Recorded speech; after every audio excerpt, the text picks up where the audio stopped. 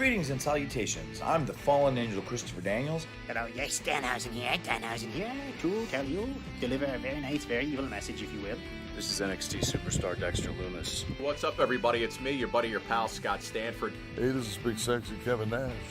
This is the former intellectual savior of the masses, now known as Aaron Stevens, your NWA third-degree national champion. This is Dr. Britt Baker, DMD, the role model, and you are listening to Greg Morgan with Good Mic Work Commentaries. And I want to tell you, Greg, your buddy Howie, also known as Wheezy, as you call him, he told me all about your channel. I'm here to tell everybody that I've seen it, I've watched it, I've looked at it. I went down the rabbit hole and I couldn't get out of it. It was so good. Yeah, you better watch this channel. You better watch all the videos. I'm about to go and watch a few videos myself. Watch them 5 times a piece. That's right, I said 5 times a piece. Do it. I know you've been a fan for like 40 years. I've only been doing it for 30, so I guess we're fans together there for 10 of it. Do it. He's not going to fill your head with bullshit. He's going to tell you real deal, what's up, and that's that. Do it! Good Mic Work is the place to be for all your wrestling information, guaranteed. The best wrestling content is right here at Good Mic Work Commentaries. Good Mic Work Commentaries. Good Mic Work Commentaries. Good Mic Work Commentaries. Check out Good Mic Work Commentaries. Good Mic Work Commentaries. Check out Good Mic Work Commentaries on YouTube. Subscribe, share, love, like, poke, whatever you need to do. If you don't, we're gonna have a problem. Love that, Danhausen. Love that Good Mic Work Commentaries. Do it now. You're welcome.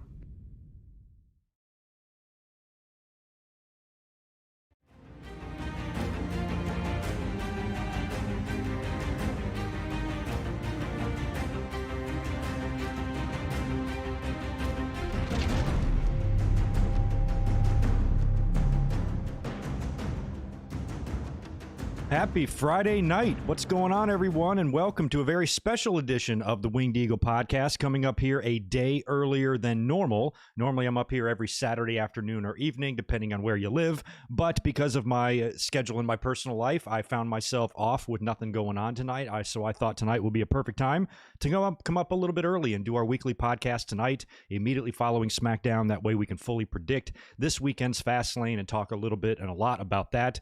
Speculation there, speculation in terms of WrestleMania. We can touch on all of the wrestling news. I want to talk about a great Wednesday night of wrestling, particularly on the AEW side, with a just phenomenal main event between Britt Baker and Thunder Rosa. We've got Hall of Fame news. We've got lots of WrestleMania news and notes, including who's hosting that event.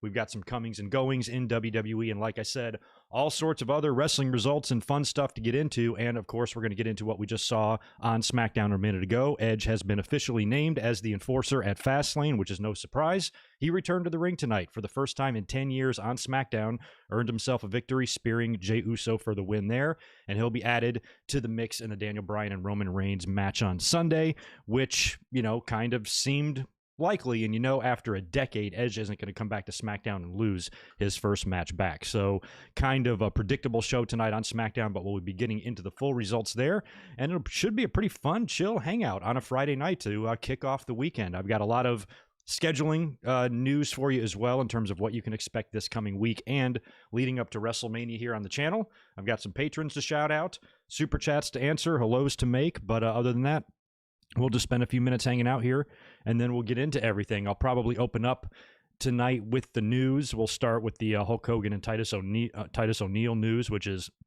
pretty interesting to say the least. We got an update on the Hall of Fame and our next inductee announced, which is Eric Bischoff. Very, very deserved. We've talked about him before being deserving of a Hall of Fame bid. Charlie Caruso apparently is gone from WWE. Keith Lee is absent. Maki Itoh may have been bullied right off of the Twitter platform. We got that to talk about. And let me see, what else do I have written down news-wise? Chelsea Green is cleared to return to the ring, and we've got Randy Orton on Broken Skull Sessions this Sunday on the same day as Fastlane. So I'll probably get a chance to watch that on Sunday, and we'll probably talk about it on Monday night's Raw stream. In terms of what you can expect from me coming up, I got a whole bunch of news for you guys. So here we've got the podcast here. We're not going to be doing anything tomorrow, but Fastlane on Sunday, immediately following the show. Of course, as usual, For every pay-per-view, we'll be up here right after that for a full show review. I'll go ahead and post a link to that tonight. So it's just there ready for you guys to save. 1 week from today, the 26th, next Friday, March 26th, we're going to be doing a stream prior to SmackDown. 2 hours prior to SmackDown, we're going to go live here on YouTube, and we're going to talk about, discuss, and review the final ever WCW Nitro.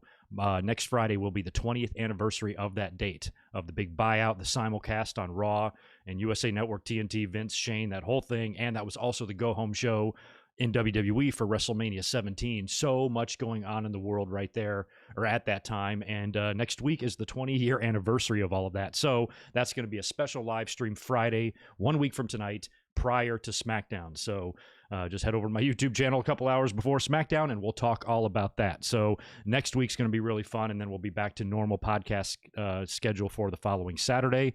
And then we got a watch-along 1 week from this Sunday on the 28th. We're going to be doing WrestleMania 6 on the channel. So we've done 17 and 19 so far. WrestleMania 6 is an older one. A lot of people wanted to see us do an older one. And we thought about 4. We thought about 5. We thought about some other ones. But I think WrestleMania 6 might be the most fun just because of, how epic the show was and everything with Hogan and the Warrior and that big crowd and all that stuff. So that's going to be a fun one to watch 1 week from this Sunday. And I had planned to do a watch along the Sunday after that on April 4th. But I didn't realize that April 4th is actually Easter, and I'm probably going to have to work that day. That wouldn't stop me from doing a watch along. I can still do one at night, but the very next day kicks off WrestleMania week, and I'm going to be up here 8 straight days in a row. So if I did Easter Sunday as well, and you combine that with the previous day's Winged Eagle podcast on Saturday, that would be 10 days in a row of streaming. I think I need a day to kind of get ready for WrestleMania week. So I've opted most likely not to do the stream on Easter Sunday, the watch along, because that will be my final day to kind of prepare for me being up here every single day. Monday for Raw, Tuesday for Hall of Fame, Wednesday, Thursday TakeOver, Friday SmackDown and predictions, and night 1 and 2 of WrestleMania on the weekend. And the post-WrestleMania Raw, that's going to be a lot of streams in a row. So that's kind of what you got on tap. You're going to get a whole lot of me. The only day that I'm not going to be up that I had previously advertised is going to be Easter Sunday. So did you write all that shit down? Hopefully you did. Before we jump into the news, let me just say thank you as always, as I do every week on the podcast, to all of our current sponsors on Patreon.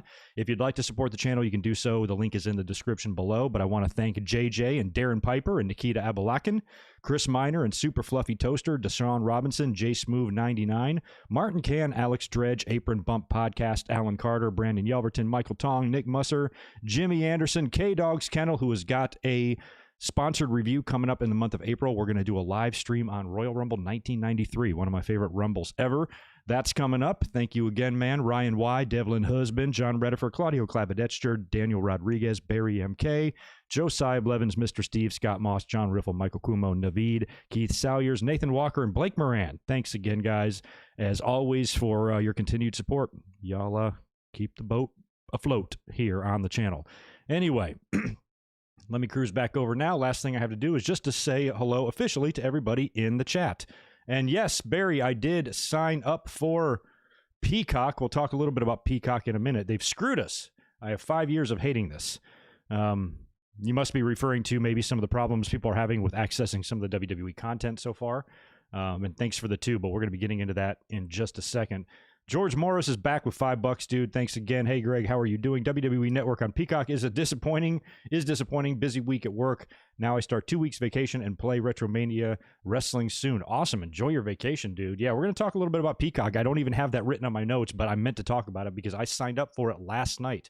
After a couple of weeks, every single day I keep telling myself, I'll sign up for Peacock tomorrow. It takes like 5 seconds. I don't know why. I've just been procrastinating, but I literally didn't do it until last night. And I've got a little glimpse of what Peacock is like in terms of, the search features and things like that. But we'll mention that in a minute. Just want to make sure everybody else is cool. It's good to see everybody else that's been hanging out. JJ and Melissa and Ernie and Magnifico and Ben and Big J, Jet the Hawk. Deshaun is here. Maka, Ernie, Ryan. We do have K-Dogs Kennel in the house as well. Justin is here. John, Charlie, Mike. Right on. Trey is here too. Cool. All right. We'll see what kind of an audience we have for a Friday night stream. If we're all a bunch of just loser dorks hanging out in our man cave full of wrestling memorabilia talking to each other on the internet. Let's see what we can see if we're if there's more nerds than just me and all of y'all. But it should be a fun night of discussion because I do have some pretty loaded notes here. There's like a lot of shit to talk about. and some news, that just broke in the last day or two. Reese Jones, thank you for that 5. I have not totally decided as of right now. I don't think so, but I still think he's asking if I'm doing a live reaction for either night of WrestleMania. My initial plan was live react night 1, review night 2. That's what I'm planning on. I just haven't exactly totally set that in stone.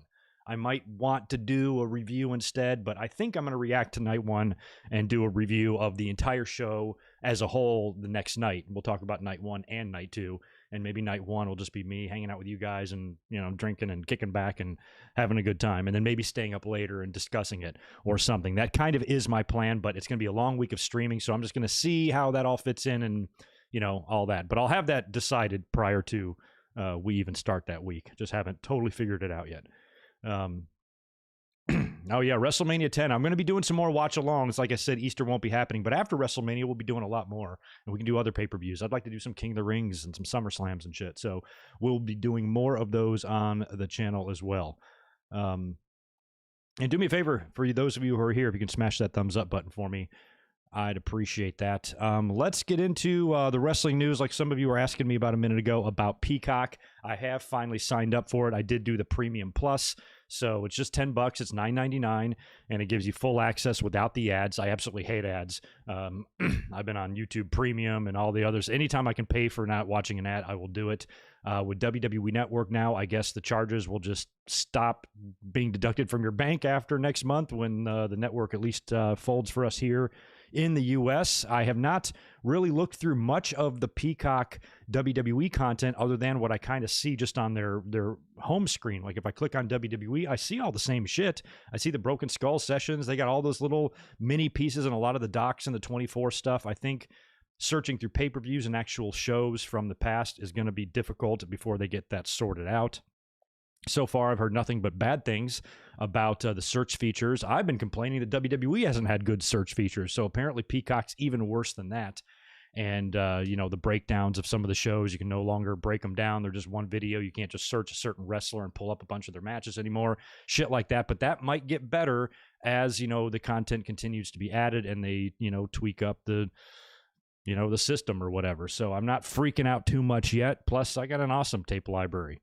I don't need WWE Network's shit most of the time. I don't need it for pay-per-views or anything, but I do use it for all their other great stuff, like some old past shows that I want in better quality or, all the, original content they have, the documentaries and things like that. It's it's a great library of stuff. Hopefully it just gets a little bit better organized on Peacock. But I was also looking through some of their other shows on Peacock. I mean, there's I can find Frasier and shit like that on there, so I should have plenty of content to watch on Peacock. It looks like a pretty cool app because there's tons of movies, tons of shows that I like or used to watch back in the day, old ones, even new ones, and so far it looks like it's going to be worth my $9, but we'll see.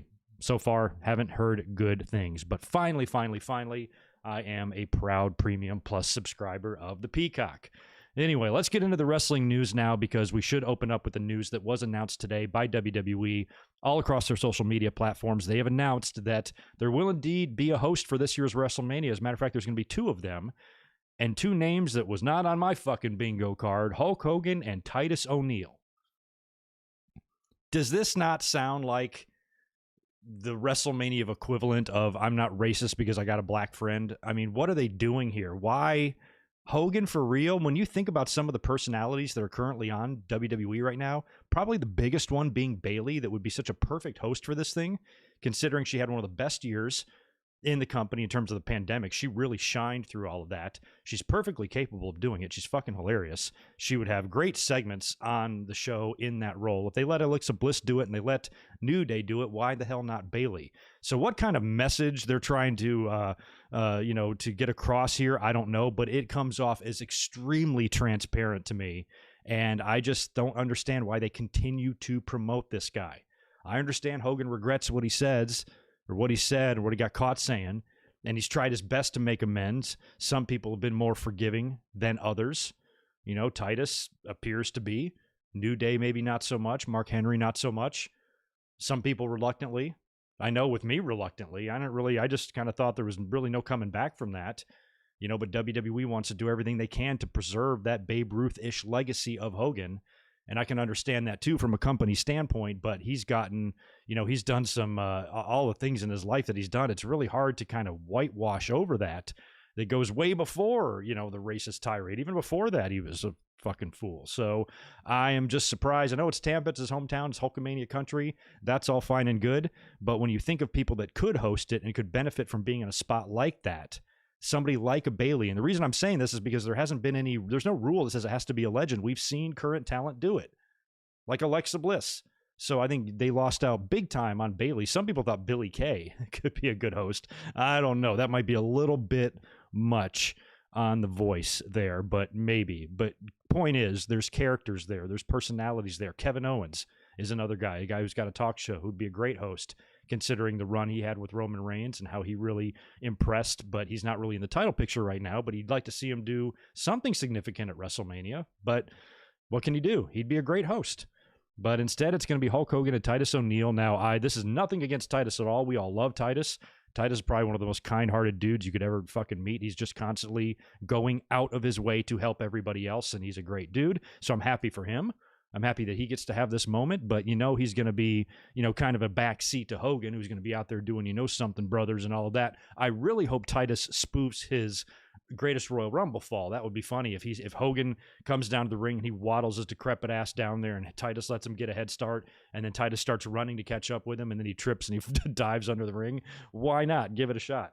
But all in all, I'm kind of disappointed with this choice of WrestleMania host, because it feels like it's got these, ulterior motives, WWE trying to, whitewash over some of the Hogan stuff or whatever. It just looks transparent. It seems like just a publicity ploy or some shit like that. And I don't know, in this attempt to redeem Hogan, but I don't know. I'm not a fan of the announcement, to be honest. I was a little bit bummed out about it because I kind of have, I kind of have high hopes for this year's WrestleMania in terms of, I do like the tagline "Back to Business," because I feel like this year, just the world in general, we need to get back to business. Vaccines are out and we're getting better and things are happening and light at the end of the tunnel. Still be careful, still take precautions, but, we're coming out of this, which is a really good thing. So, and even tonight on SmackDown, seeing them talk about ticket sales and stuff, just hearing that is like, we're getting there. It's just so refreshing where, 1 year ago today, things were bleak. I remember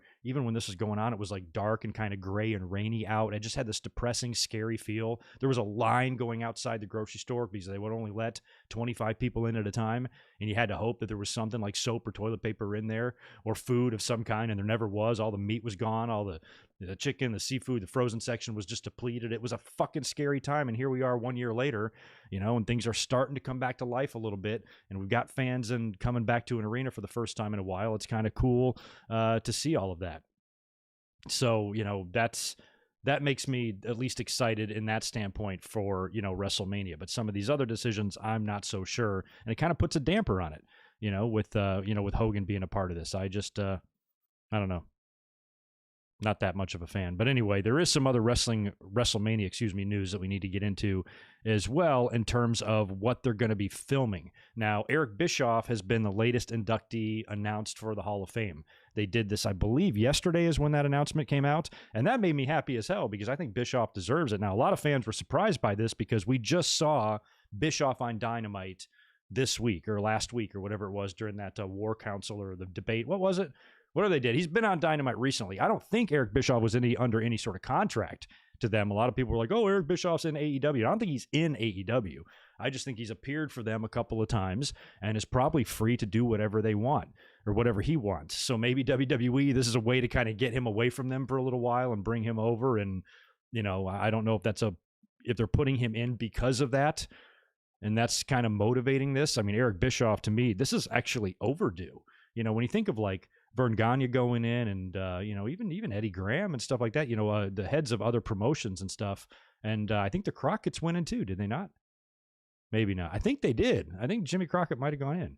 So, Bischoff, I kind of think he's somebody I envisioned going in like in 2008 or 2007, a year like that, because I thought his run in the company as an on-air talent was incredible. I thought he did a great job being a douchebag. I thought he did a great job being in that Raw general manager role. And he was one of the only GMs to really last a fair amount of time. He was really good in his role. And when he came in, he was business. He was not the cocky little prick that he was in WCW, taunting Vince and, giving away results and just being such an ass bag. He took his loss. He took the L and sucked it up and went and worked for Vince and took a job, with the guy that he was trying to put out of business. And, he changed the game a lot because if you put another executive producer in Bischoff's place around the same time that he came in, you can argue that person might have also made some similar moves, especially if he had that kind of money to work with, luring Hogan away and shit like that, but maybe not. Bischoff says he went to go visit him, or he was there for something, promotion, and Hogan was there doing Thunder in Paradise, and he went over and talked to him. Maybe the other guy wouldn't have thought of that. And then once Hogan came, floodgates open, in came Savage and everybody else, and that's when the money really started happening. And then Hall and Nash coming over in conjunction with that really, really changed wrestling completely. Without that move, without that series of events, and Bischoff requesting time on prime time, moving WCW to Monday nights where all their big angles were previously done on WCW Saturday night. Now they're prime time head-to-head with Raw. They got star power. They're luring guys over for more money, beefing up their roster, and everything changed from that moment. The Monday Night Wars made the business completely different. Pre-Monday Night Wars, I can't tell you, young folks out there, how different the business was before that started happening. It looked different. It felt different, had a completely different vibe. You perceived it different as a fan. You enjoyed it in a completely different way, and then the Monday Night Wars just made fans fucking nuts, and it was so crazy, and people picked sides, and it was so competitive and all of that, and Bischoff was a huge part of that. Without Bischoff pulling those strings, who knows what would have ever happened. The guy who was there instead of Bischoff may not have fired Stone Cold Steve Austin over the phone. He might have kept him. Austin would have just been there. We never would have seen Austin 316. So there's so many what ifs, but you can't deny Bischoff's influence and what an important piece he was in the transition and the evolution, going from, what was just a fun, loving form of entertainment into crazy balls out business of the late 1990s and the 2000s, of course, evolving into what we see today. So Bischoff, his influence and the way he changed things, I think is even more influential, perhaps, than someone like a Vern Gagne. Although with everybody that passed through Vern's territory and worked there, all became big stars, so that's debatable. But, Bischoff really left a mark, and without his presence, we could be looking at a very, very different looking business without him there. Could look completely different. Who knows? So it's a big deal, and it's very, very, very deserved. So congratulations to Eric Bischoff, man. When I was part of that, the Monday Night Wars, and I was taking sides, and I was so heavily behind the WWE, even though I liked a lot of people in WCW. I thought the NWO was very cool. I fucking hated Eric Bischoff with a passion. I thought he was just such a snarky little fucker, and he was on TV giving away the results and just being such a prick with that fucking smile on his face. I wanted to murder his face. And, he really turned me around when he got to WWE, and I saw what a great on-air talent he was, what a great job he was as being a heel. And you would see him in interviews and stuff, how he came in and he always owned up to anything that he did wrong, or faults that he had, how he maybe, was a little bit too friendly with the boys when he was in a position of power, or maybe he let his ego get to him, or, he got a little bit too emotional from time to time, or whatever. He's always owned up to his mistakes along the way and things like that. And that kind of changed my tune on him. I'm like, at least he knows, at least he's not, completely oblivious, and he's quadrupling down on the dickness. He knows that, success came very quick for him at a very young age, and he was surrounded by a lot of interesting personalities, and that can fuck your brain up a little bit. And he acknowledges the mistakes that he made, that some of them might even led to the downfall of WCW. And when he was in WWE, he went all in on the part. He did a great job. He put guys over, and he was an effective general manager and a great heel. And I completely changed my tune on him. From there, I was like, you know what? All's forgiven. Water under the bridge. It's business is business. You weren't being, Bischoff was not being any more ruthless than Vince was when he was going through the territories, putting everybody out of business. I can't sit there and cry wolf when Bischoff is doing dirty things. Vince did dirty things. Vince did the dirtiest of things. So if anything, what goes around comes around, and that's something I've mentioned on this channel a lot. And anyway, that's my little mini pitch for Bischoff. Way overdue. Glad he's getting in the Hall of Fame. Congratulations to Eric Bischoff. Well deserved. That's for sure. There's also some WrestleMania week updates. This one I have came from Fightful Select yesterday in terms of giving details on some of the shows they're going to tape and when during WrestleMania week, because apparently not everything is going to be live. We do have wrestling every night. We got the Hall of Fame on Tuesday. That apparently, a good portion of that anyway, is going to be pre-taped. So we don't really know how that's going to look yet and how that's going to be set up. I really hope it doesn't suck, because so far this is going to shape up to be a pretty good class to go with last year's. Apparently there are going to be changes to that class, but this is all going to be pre-taped. So this report from Fightful yesterday, I quote, Fightful reported recently that WWE Hall of Fame ceremonies for 2021 are set to be filmed and edited for their Tuesday broadcast. We also learned this week the plan is to film on Tuesday and Thursday the week before the ceremony airs. So a week before they're going to tape this. We're told that the class inductees will not exactly be as WWE originally planned, and some changes will be made. So that's curious. I'm curious what that means. Are they going to maybe no Bulldog, maybe no Liger or something like that? I don't know what they're going to change with the Hall of Fame class, but I'm sure they're, referring to last year. I can't even remember what all the names are. So give me your picks. Who do you think is going to be left out if they are going to make any changes here? But it sounds like some are on the way for the Hall of Fame. There was another report from Fightful Select that came out today regarding Mania, and this one was in regards to SmackDown. It says here, WWE has a busy schedule ahead of WrestleMania, and they're taping some of the WrestleMania week shows. Fightful has learned that the plan as of today is for the Go Home SmackDown show for April 9th is actually slated to be taped the prior week. The early schedule actually calls for the April 9th episode to tape before the April 2 episode airs, which means they can't change anything. The latter of which is slated to be live. Okay, so April 2 will be live, but they're already going to have that's weird. Yeah, so that means they're going to tape a show, and then they have to go live and run the angles to set up that show the week before. That's so fucking weird. I don't know why they do that, because you can't change anything now. Like, you've already taped that shit, so you can't, how Vince likes to change his mind last minute? Can't change shit here, Vince. You're handcuffed, bitch.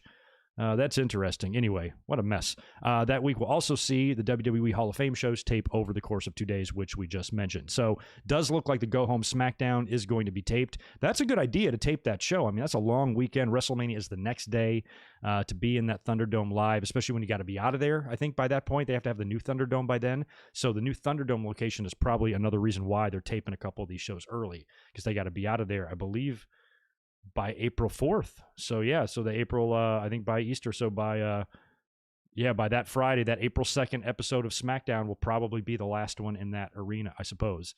So yeah, they gotta do this transition of Thunderdomes in conjunction with, setting up WrestleMania and taping all this stuff. That's gotta just be madness in that company right now.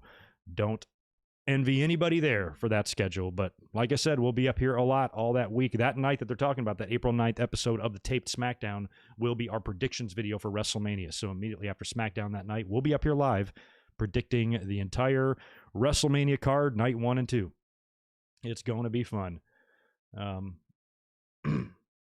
Ryan, is that the case there? Liger and Bulldog were the first that stuck out to me that, maybe they would be bumped this time around. Which sucks, but hopefully they'll do right by it and get them in another time, and not drag their feet. Like, it would really suck if they had to bump them this year and then they make no attempt to put them in next year. I'm like, come on, what are you doing? So if they just all of a sudden disappear and they're not going to go in the Hall of Fame now, that would suck, especially when you've already been told that you're going in. Now they're going to jerk you around for a few years. Hopefully Davey will get in, if it's not this year, next year when things start getting back to normal. And then WrestleMania 39 is going to be up here in LA. I'll be ready for that one. Next big story of the week. This one kind of surprised me. I didn't even realize that she had been absent, but Charlie Caruso has not been on TV for a while. Here I thought that Charlie was going to be like the next Renee, the one, basically going to take the reins and fill the shoes that Renee Young left behind. Apparently, it's the opposite of that. She's got some heat, apparently, for being late, and the word now is that she's actually probably gone from the company, will be sitting out for the duration of her contract, which does end in just a few months, apparently. So this report I'm going to read you here came from Fightful Select. And I quote, "If you've been missing Charlie Caruso of late, there's a reason she's been absent from WWE TV. Fightful heard from several sources on Raw that she gained heat backstage after consistently being late to conduct interviews meant for Raw. We're told that there were specific instances with Randy Orton and Sheamus that led to WWE taking her off television for the time being. The belief among the talent roster is that her WWE contract expires soon, but there's no word on her future with the company. We're told that Vince McMahon got word of the tardiness himself and took exception to the situation, but another name in the company said she's one injury or illness away from being back in the fold. The same source also indicated to us that Kevin Patrick being brought in was seen as a direct replacement to her. And then a new report from Mike Johnson of PW Insider notes that Caruso is not expected to return to WWE television and will be departing the company once her contract expires. So that sucks for Charlie. Chicks are always late, aren't they? I don't know what's going on there. And, I don't know if she's like late to the building or if she's just late to getting to the interviews because, that shit's probably spread out all over the building. And, people like Randy Orton are going to put up with that shit. So I had no idea that she had heat. I always thought Charlie did a great job. She's likable. She's fun. She's similar to Renee in a lot of ways that I think she can, kind of moderate and hold down the field on a kickoff panel or whatever. And she does work for ESPN as well. So she's got experience. She has potential and everything. It sucks that your job, your career could be affected here by something as dumb as being late. It's one thing if, the company just, you got people not on your side, you have to deal with bullshit behind the scenes or anything that's kind of like out of your control. But if all it takes is for you to be on time, what the F, man? I'm a restaurant manager, so I'm just big on people being on time. I don't understand why people are late for work. That's all you fucking have to do is be there on time.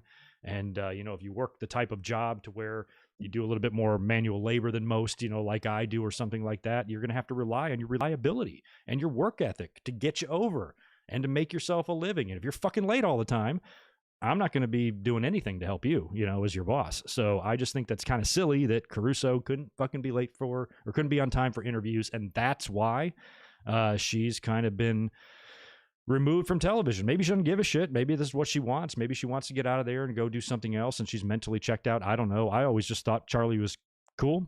I still do. I mean, she seems like she's good at her job. It just sucks that it came down to that. And I was wondering where that Kevin Patrick guy came from. I saw him randomly. Who the hell is that? And he was just there all of a sudden. I didn't even realize that he was kind of there to replace the Chuckster.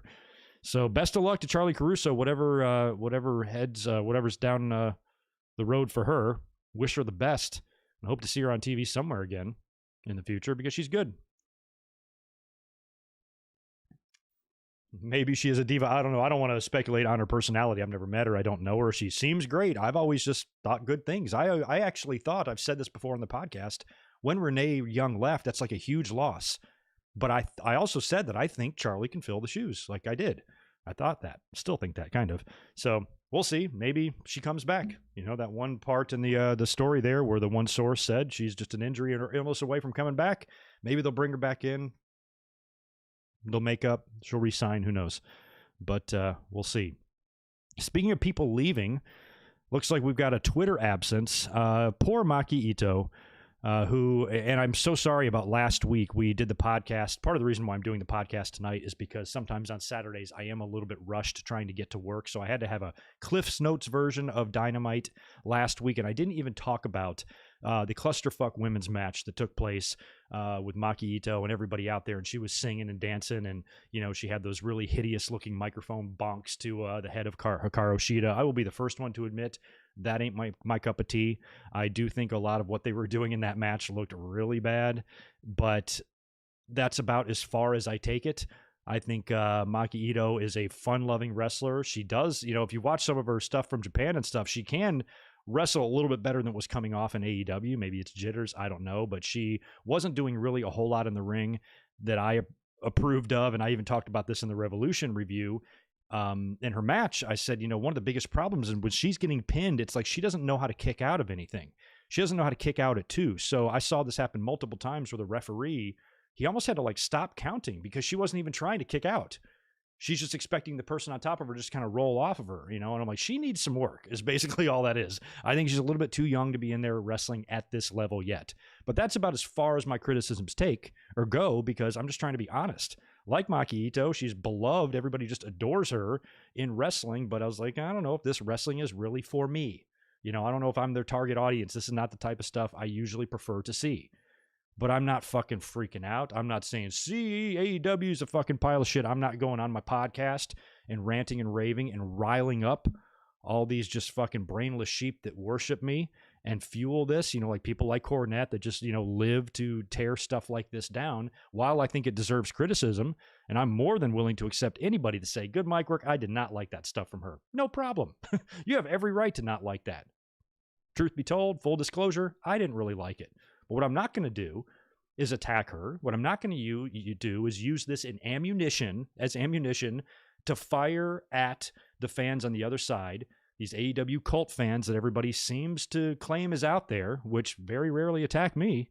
I think maybe people are passive-aggressively going after these people, inciting a response from them. I think both sides can be equally as fucking nuts.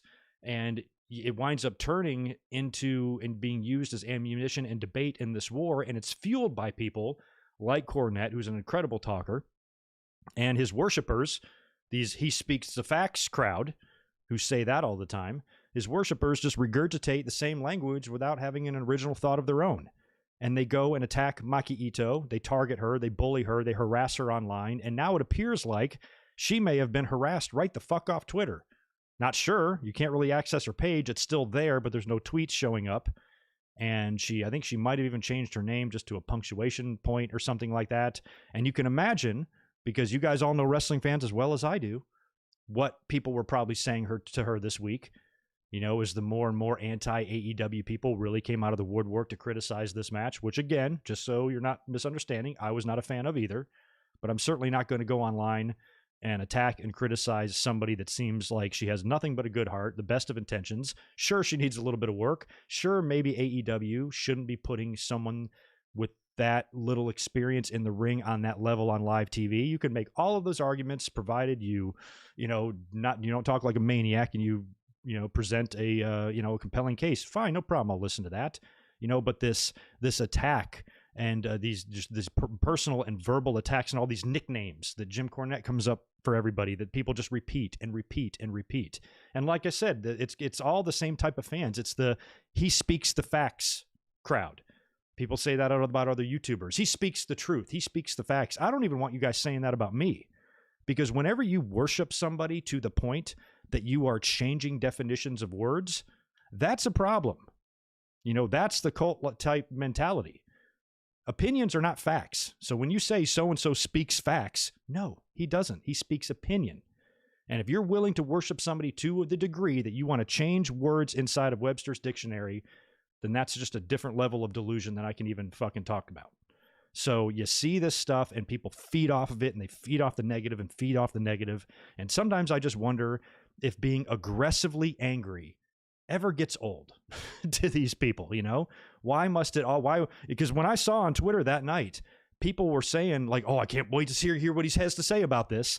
Like, people want to tune into this just to hear angry words just coming out of somebody's mouth. And I just don't think that's really any way to live. So I feel bad for her that she's probably just taken such an insane amount of abuse verbally from fans, especially on social media, and much of it undeserved, to target her like that and to be riled up by others, and I know Jim Cornette, for example, wasn't personally attacking her, but his minions, the people that will listen to him and worship and hang on every word he says, they're the ones that he's riling up.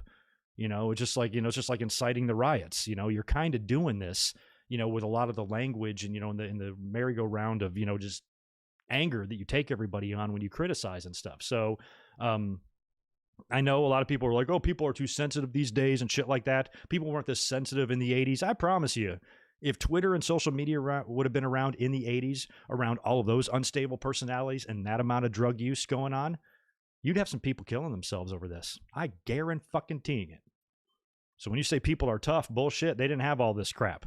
They didn't have literally, just hate being flung at them from every direction. And if they did, I don't think some of them would handle it as well as you think they would. So it's a little bit ridiculous that it's come this far. And when it comes to, people like her or a controversial wrestler, that people go so far out of their way to personally attack them in this aggressively angry manner. I just think that's to me, that's the true horror of what wrestling fans can be, is that they can be so over the top like that it ruins everybody's fun. What is this girl guilty of? Singing and having a good time? I think what's going on here is far more dangerous to the wrestling business than singing and having a good time, than being aggressively angry over dumb shit that you shouldn't even really care about. I watched that match on Dynamite and I fucking cringed. But I'm not tweeting out 19 fucking tweets about it in the hopes that I'm going to trigger some AEW guy that's going to come back on me and then I can debate him online. And all this stuff, all the while tagging poor Maki Itoh in it.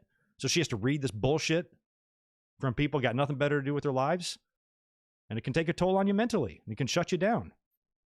Haven't we learned anything from Hana Kimura at all? I just think fans need to take a good look in the mirror about what their priorities are and how something like this can force your opinions so aggressively, that you can actually force somebody off of social media just because, she's actually in the crossfires of the two sets of fans on each side. And fans, and in order to piss off the fans on that side, are going to attack her directly. They don't care about her. All they care about is sticking it to owning the libs, right? It's just shit like that. Doing pointless stuff, doing it, and you think in a way that you're owning the other side when you're just making yourself look like an ass. And any fan that contributed to getting her off of here or doing whatever they did to her mentally should be fucking shamed. You should be ashamed. Grown men don't do that. Children do that. Pussies do that. Cowards do that. Not men. Not women. Chicken shit pieces of shit do that. So, grow up. That's all I'm saying in terms of Maki Itoh. We wish her the best. Hopefully, she can weather the storm. Sometimes you just have to go under for a little while. We see it all the time. Even if you're like guilty of something, when somebody like really fucks up, they just kind of hide out for a bit. Then they kind of resurface and, hopefully, she didn't do anything wrong here, but maybe taking that approach and just going away. Let the fans find a new distraction because it does not take long. Wrestling fans have the attention span of a fucking gerbil. So it ain't going to take long for them to focus their hate somewhere else. And then maybe she can kind of creep back in, to the social media land and get on with her fucking life. And these people need to get on with theirs. Give her a break. She seems like a sweetheart. Might just need a little bit more experience. Is that really so bad? Yeah. Is that worth hate and all that? Anyway, we love you, Maki. Good luck to you. There has been a Keith Lee absence on WWE TV as well. Nobody's seen him in a while. We thought he might have contracted COVID because he was scheduled to be in the U.S. title match at the last pay-per-view, but now he seems to be good to go to come back, and we haven't seen him. He's changed his Twitter handle to Impatiently, so sounds like he wants, he might be feeling what Andrade feels here, like, hello, you want to use me, former NXT champion?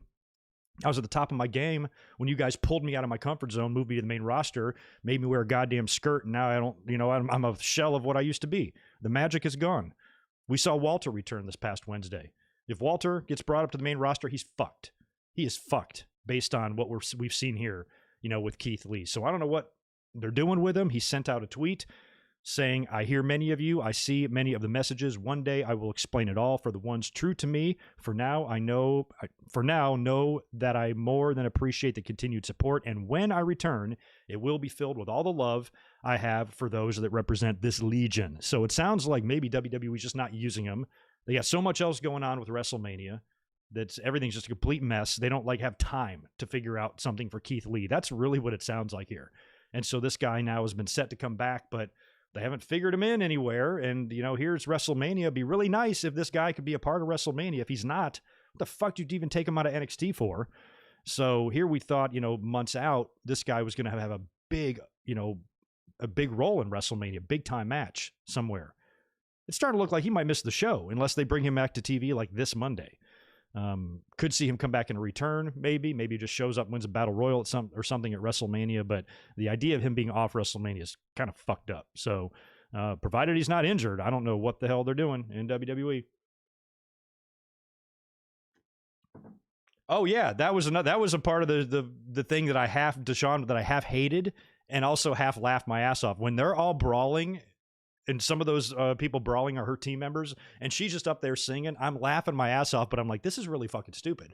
Like, if I'm one of her partners, I'm pissed as hell. Yo, girl, you want to stop singing and come help me out? I totally get it. That match was not for me. I cringed at the whole thing, didn't like any of it. But I'm certainly not attacking Maki Itoh to the point where, she's disappearing from social media. That's kind of what the rant was about. But yeah, clearly, That ain't everybody's cup of tea, and as sure as shit ain't my cup of tea. So I'm not even disagreeing with that. But thanks for the 5. I'm glad you were laughing too. It was ridiculous. I mean, summer wrestling is supposed to be ridiculous, but that was really ridiculous. Anyway, we mentioned Randy Orton is set to be on Broken Skull Sessions. It's already been taped, of course. That will air this Sunday. Probably will just go live at midnight the previous night, and you'll be able to check that out prior to Fastlane if you want. I should be able to watch that. We'll discuss it this Monday on the Raw review, so keep that in mind. The only other piece of wrestling news I have jotted down is Chelsea Green apparently has been cleared to return to the ring for a few weeks now. They have not brought her back, and she has recently re-signed a new 3-year deal with the company. That surprised me based on how they used her last time when she got injured, and that was kind of disappointing, and it didn't make me very confident so far how they're going to use this girl. But she apparently is ready to rock, and just like, maybe Keith Lee, they just don't have anything for her yet, and she'll pop back up after WrestleMania, I guess. But welcome back, Chelsea. Hope you get to TV soon. I think she's going to be good. Anyway, what do we got to talk about before we start getting into SmackDown and Fastlane predictions? We're going to talk about the Wednesday night shows. I definitely want to talk about AEW. My God. Big props to Britt Baker and Thunder Rosa. Before we talk about that match, I'm just going to talk about the main points on Dynamite this week. By the way, they did score 768,000 viewers to NXT's 597, so a pretty sizable victory this week, much bigger than the previous week for Dynamite in the ratings. Good opener with Cody Rhodes defeating Penta. Really like that match. Penta attacked Cody after the match. Nightmare Family makes the save, all that good stuff. I enjoyed that. We had the new faction formed by MJF out there cutting a promo. They have officially named this group the Pinnacle. I like it. I'm surprised we have not had a faction called the Pinnacle before. I'm really surprised. That just seems like a faction name that would be in wrestling, So we haven't had that one yet. MJF announces everybody as the Pinnacle. Tully Blanchard speaks first, kind of alluding to the same thing. You've reached the pinnacle. A lot of references to that until MJF officially names the group. So they got Wardlow there. They've got FTR, and they've got Shawn Spears and Tully kind of playing the role of JJ. Really good-looking faction there. Promo of a lifetime by MJF, talking about Jericho, how he duped him and how he tricked him, and he had to suffer through all that nonsense, pretend to be his friend, and to enjoy his comedy bullshit, which I loved because there was a lot of that going on. And MJF is like, I sang and danced with you just so I could do this, just so I could distract everybody by having them think I wanted to take over the inner circle so they wouldn't see what was really going on over here. All that stuff was really good. So I like the name The Pinnacle. I'm not sure if they're going to feud directly now with the inner circle right after this, or if it's going to be more of an MJF and Jericho thing, but that's pretty cool, and I like the group. Pretty tough, strong group, and I feel like they look better together. Inner Circle is kind of like a hodgepodge of dudes that are just all different shapes and sizes and styles and personalities, just a random dudes. None of them have any history with each other at all, which made it even weirder. I enjoyed, Jericho trying to get proud and powerful more over, and them a rub, and especially guys like Sammy Guevara, but I still didn't feel like they looked that great together. They grew on me, but I don't know. The Pinnacle just looks like a bunch of guys that have the same kind of mindset, a lot of the same style there. Those guys are all more, driven towards the more old school style. Even Shawn Spears, with who he's been since coming in, and this could maybe wake him up a little bit. And I think they got a good looking crew of guys there, with Wardlow kind of being the muscle, and and Tully there is the JJ role. I'm excited to see where this goes. So I'm really liking the Pinnacle promo. Pretty good Christian Cage promo as well that I listened to. At least acknowledging, I like the fact that he did acknowledge that he shouldn't get a title match against Kenny Omega right away. He should have to get some wins first. Thank God they realized that, because when they brought out Christian last week or whenever it was to confront Kenny, I'm like, this reminds me of TNA. As soon as Christian got to TNA, it felt like he was facing Jarrett for the title. I'm like, I don't want them to do that here. So it looks like he will be in the ring a little bit before eventually getting to a Kenny Omega match. That's good. Pretty good tag between Moxley and Eddie Kingston taking on the Good Brothers. Moxley pinned Ken Anderson with an inside cradle. The Good Brothers attack after the match. Kenny comes out with the title. They Pillmanize Eddie Kingston's ankle. They try to do the same thing to John Moxley's head, but the Bucks come out there to make the save, and they refuse to, or not, just back them off. They didn't really make the save. They just stopped them from breaking the neck, I suppose, of Moxley. They refuse to do the click sign. Callis and Omega and Good Brothers are trying to get him to, bullet club it up in the ring, and they refuse to. They kind of walk away a little bit disgusted with how far these guys are taking it. So I like all of that. That's still all very fun. And Kenny on top with the title in this role. I'm in no hurry to see it end. It's all good stuff to me. And of course, I gotta talk about the main event. My God, first women's main event in AEW history. And I'm not 100% sure if it's ever going to be topped, ever. Holy shit. What an amazing job. Props to Britt Baker and Thunder Rosa for giving me a match that I just fucking knew was going to be good. We talked about this last week when the match was announced, and I said it. I was like, something tells me this is going to be great, and I'm getting some like Randy Savage and DDP Great American Bash vibes. I think they're going to be all over the building, and it's going to be just like a career-making match for one of them, if not both. And I just had this feeling it was going to be great. And not only was it great, it way exceeded the expectations I had for it. Because when you go lights out, when you go unsanctioned, when you go falls count anywhere, I'm, sometimes worried how it can look. But these are two best in the business. It's the two best that AEW really has, Britt Baker and Thunder Rosa. And I've always thought they should be building the entire division around Britt Baker and the level of heel that she is. I think she's fantastic. Thunder Rosa is legit. She is the real deal. And this has been a pretty fun feud so far between them. Really coming to a head here with this big sick-ass blow-off. And my God, unbelievable match. Both women busted open hard, especially Britt Baker, who is just bleeding, dripping blood out of her face. Real great close-up shots on camera of the blood just pouring down. Did you guys see Adam Cole's picture of him going like this, which was fucking great? I mean, she was in an absolute war, and both these women looked amazing, just with blood all over their heads like this, and they were doing all the spots. We had a superplex onto a pile of chairs. We had ladder bumps, a bunch of them where they're bridged on the side and, on the apron and the guardrail and going through those. We had the dripping blood everywhere. Britt Baker finally goes out to the ring and pulls out the bag. What's in the bag. I had no idea they were going to bust out the thumbtacks. I knew it was going to be crazy, but I didn't think thumbtacks would be involved. And she, of course, dumps the thumbtacks out, and then Thunder Rosa gets it's always the one that brings them out. It seems like they are the ones that get hit with it. And Thunder Rosa picks Britt Baker up and power bombs her with a gnarly power bomb right on the tacks, right through Britt Baker's bones and skin. I'm freaking out watching this. I mean, my skin is crawling. And then she rolls through them. She tries to get the lockjaw later after she recovers on Thunder Rosa. Amazingly, that power bomb was not the finish. She kicked out of that, by the way. She reverses things, gets the lockjaw onto Thunder Rosa. They're both laying in the tacks. Thunder Rosa then rolls over and she rolls on top of Britt, and both of them just roll through the tacks. I mean, motherfucker, pin cushion city is what that was. And I think Jim Ross made mention to the pin cushions. It was so crazy. They get to the finish finally. They're now both stuck full of tacks. They find themselves on the outside ring apron. Thunder Rosa's up on the buckle, Britt is, and Thunder Rosa picks her up and she gets her into Fire Thunder driver position, and she's got her head down, and the position on this thing was crazy on the apron, and she hits her with that driver perfectly on the table that's on the floor, goes through it, and a really sick bump, and Britt's neck was really close, maybe to being a little bit too close there, but it looked fantastic, and Britt was laid out. Thunder Rosa, I love the cover. She basically just laid right over top of Britt's entire body. Aubrey Edwards counts the 3, and Thunder Rosa gets the pin on the floor in just an incredible match all across the board here. I mean, it was like spot after spot. Took you on an incredible ride. This match I would easily pencil in for a candidate of match of the year. It's only March 19th, but, definitely match of the year. And easily, I think, the best women's match in AEW history, and this also is the first, like I said, women's main event in AEW history as well, and they are going to have tough shoes to fill now going forward.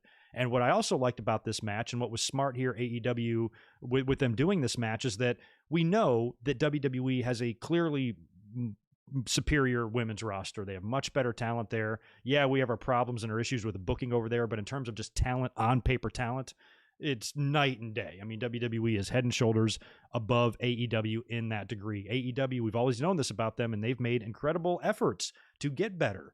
in their women's roster, bringing in Serena Deeb and Thunder Rosa and some other players here and a lot of Japanese talent and stuff, and giving us, some new faces. They're still not there yet. They still have a lot of work to do, but think about how we were talking about the women's division when Riho was champion compared to what's going on now with what we see with Karu Shida taking the reins and Britt Baker and her character development over the past year. And what they did here in this main event is gave you something. This is what I always want out of a wrestling company. They gave you something that you can't see in WWE. They gave you two women beating the shit out of each other into bloody pulps, thumbtacking each other's faces and, putting each other through ladders and tables and busting, bleeding buckets in the ring. I mean, we're talking Stone Cold WrestleMania 13 level blood here on both of these women. You can't see that in WWE because WWE doesn't do these type of matches. They can have Hell in the Cell matches with the women, but they're not as gritty and as hardcore and as bloody as these. And so AEW gave you what you can't see over there. And that's one of the biggest things I ask out of a wrestling company. Give me something different, And so many wrestling companies have failed at this, to not give us stuff that we can see in the other company. They just give us a different version of what we see over there. So try to give us a couple things here and there. Give us a main event that we'll never see on a Monday, Wednesday, or Friday in that company. And you do it with the women, and you do something that WWE's women will never be able to do because they can't with their restrictions there. You can't even slap your fucking thigh in that company anymore. So they're sure as shit not going to let Sasha Banks go out there and bleed buckets intentionally. Any blood that happens in WWE is going to be hard way. So this was a nice, even though it was a dirty breath of fresh air, it was a breath of fresh air, something we didn't see over there, and they didn't fail. Now, if they would have attempted a lights out match that had a lot of blood and guts and violence, but it didn't look good, the spots weren't executed well, or it was clunky or lazy or botchy or something like that, that would be one thing, but they came all out here. And they deserve a lot of credit, both these women. They got the standing ovation backstage. Catch that video on social media. That was great. Talent seemed to really appreciate that. And they kicked ass in there, man. So I knew it was going to be a really good match because they're both awesome. And with it being unsanctioned, Falls Count Anywhere, I thought they could get creative. I just didn't think it would take the hardcore turn that it did. And many fans, one of the most popular opinions I was seeing on the internet after this match is that it was better than the exploding barbed wire match. And I agree that it was. It absolutely was. Good stuff. So anyway, props to Britt Baker. Props to Thunder Rosa. Y'all are the real deal. And if there were any fans that weren't sure about you or on the fence now, hopefully you've made believers out of them because I've always been a believer. And they did exactly what I knew they'd be able to do, if not better. Unreal. Adam Cole, your chick's a badass. And congrats to Thunder Rosa. She did win that match, by the way. So anyway, that was good stuff from AEW. NXT gave us a pretty decent show as well, although they had a couple of issues. COVID outbreak in NXT this week that affected the card here. I think they scrapped Isaiah Scott and Leon Ruff and a tag match with Thatcher and Ciampa and Imperium. I think they tried to explain that off on TV. Apparently, Triple H is one of the people in quarantine due to fear that he might have come into contact with it. So Triple H, I think, was not at NXT. Sean and somebody else ran the show, Sean and Road Dogg, I think. So Triple H wasn't even there. So that's scary, this close to TakeOver, this close to WrestleMania. Hopefully everybody is quarantined now and can get on the other side of this and they don't have any more issues heading into TakeOver because, we don't want anything screwing up the works there, especially for a 2-night event. So best of luck to everybody involved in that whole COVID thing. In NXT, hopefully it's not too bad. The show opened up with a Finn Balor promo. Karrion Kross and Scarlett come out there, and along with Lorcan and Burch.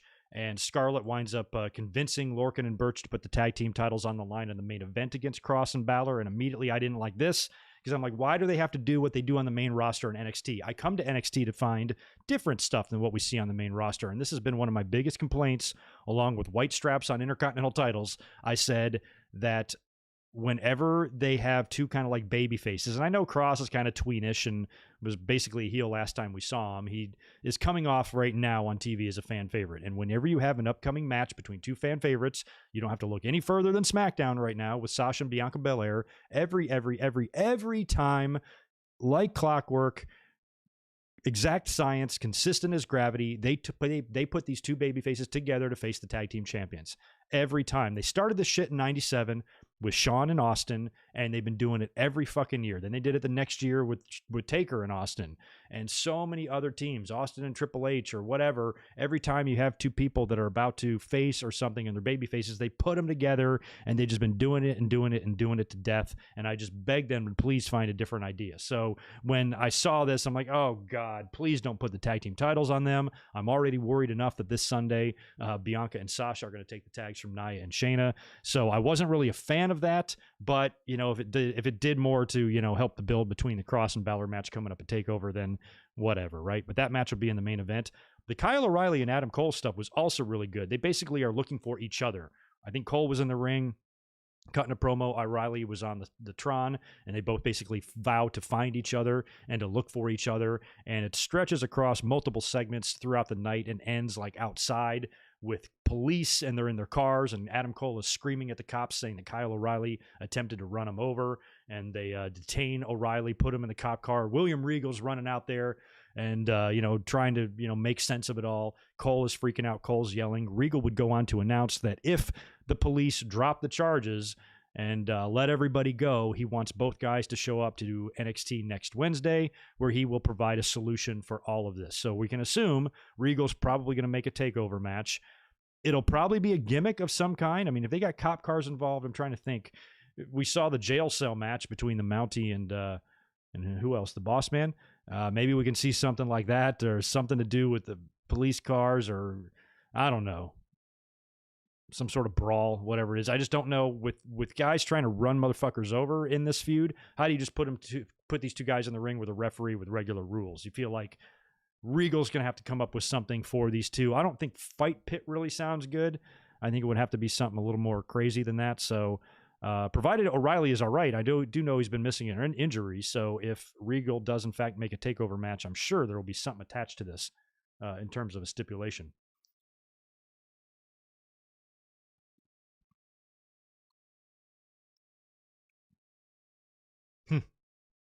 Oh yeah, we're talking about King of the Ring 93.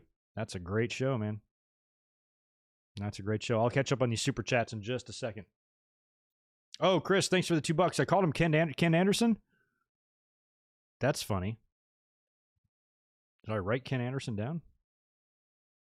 Carl Anderson. I did. I wrote Ken Anderson down. I don't know. Maybe I just want him to be Ken Anderson today. That's his name, if I choose it is. Thanks for pointing that out. Might as well answer this one here, too, since it's right here. But Mike Maxon, I appreciate the 5. Like a lot of things, I think AEW will sell out shows easily post-COVID. They will be a good competitor to WWE in years to come. Yeah, I mean, I wish we never had COVID to see like how their ticket sales, measured up and stuff. And I've always said that AEW needs to keep it smaller. Just go to like 10,000, 5,000 seat arenas so you can fill it up and it looks good and it looks full instead of draping and tarping off shit like the WWE does. Have it more concentrated, have it more intimate. I know with social distancing in the future, that might be all very hard to do. But if it ever gets fully back to the way it used to be, I'd love to see, more smaller arenas for them. And I thought they should keep things that way. But yeah, they're not going to have any problem, selling tickets in the future. People will be ready for alternatives. Okay, cool. I didn't miss any other supers. Where did we leave off on NXT? I'm just giving you the Cliff's notes here. We're not talking about everything. I also want to mention Io Shirai and Raquel Gonzalez right after the Dakota Kai and Zoe Stark match with Dakota won, I believe, right? Io Shirai shows up and she offers the contract to Raquel for a title match. She wants Raquel. She wants to defend the title against her at TakeOver. So that'll be coming up, and Raquel responded later on backstage, and then Dakota showed up and said that she had made some tag match in the immediate future and that we need to concentrate on that now, just teasing that this alliance is coming to an end here between these two, and Raquel will probably kick Dakota to the curb, maybe even in the first match between Io and Raquel. Dakota fucks up, costs Raquel the match. Raquel beats the shit out of Dakota Kai, and then gets a rematch with Io Shirai and wins the belt then, and then feuds with Dakota Kai for a little bit. I don't know, something like that, but I feel like there's a couple things going on at the same time in terms of Raquel, and she better be having her head on a swivel. Tommaso Ciampa took on and defeated Marcel Bartel with the Widow's Bell after the match. Walter's music hits. Big Bad Walter has been absent from U.S. soil for quite a while. He shows up and with his Imperium friends, destroy Ciampa in the ring. And would have been nice to have a crowd there to see Walter come back, because I just think the dude is super over. 700 and something days as NXT UK champ, and he is one of my absolute favorite. And whenever I look at him, I just think to myself, please, please, please do not move him to the main roster. Could you imagine if they did? That guy is, a stud, an unstoppable beast in NXT. In WWE, they will immediately have him do silly shit backstage with Riddle or New Day or Otis or whatever. He will be a comedy act, before he even finishes his first salad and catering. It will literally be that quick. So, I just really like Walter, and I just think he's such an awesome dude, and I don't ever want to see... I just don't think WWE will put him on the main roster as like a legit challenger to Brock or Lashley. I just don't feel like they do that with him. I just think that his magic and his power is in NXT.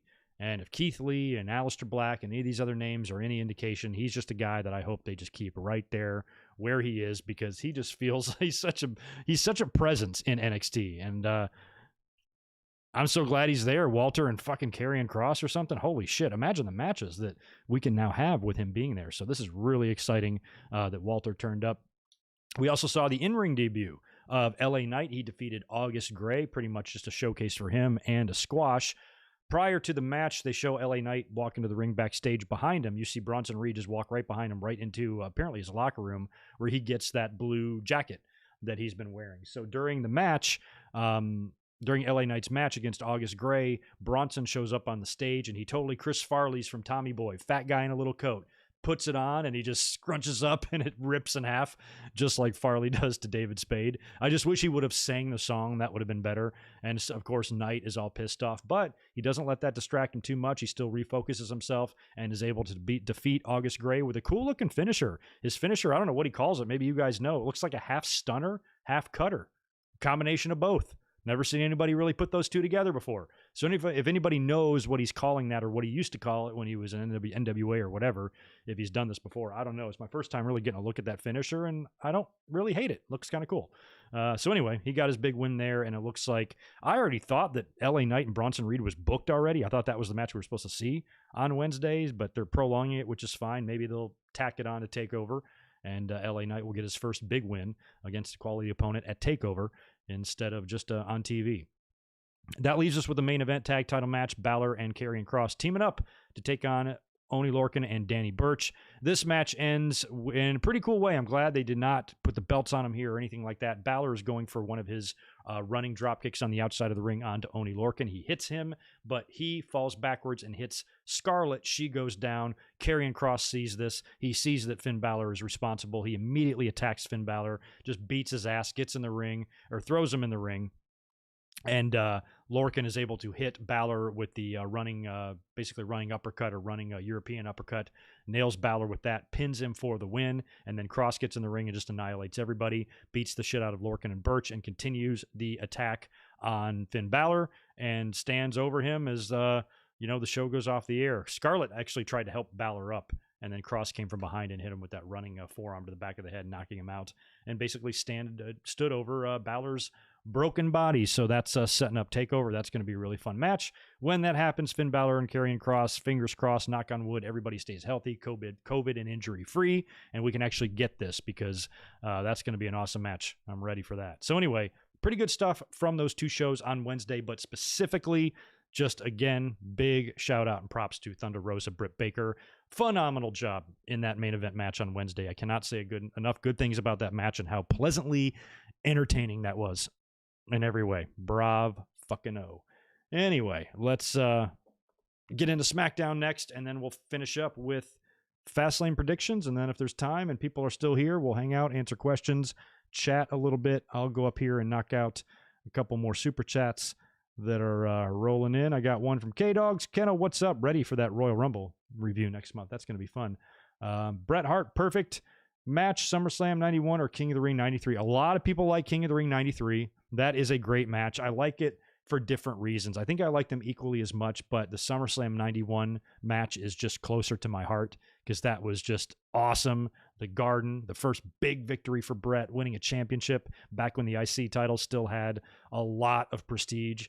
and was only around the waist of very, very capable people, and winning it the way he did. Stu and Helen, I'm a Bret Hart fan at the time. I'm marking out. I can't believe it.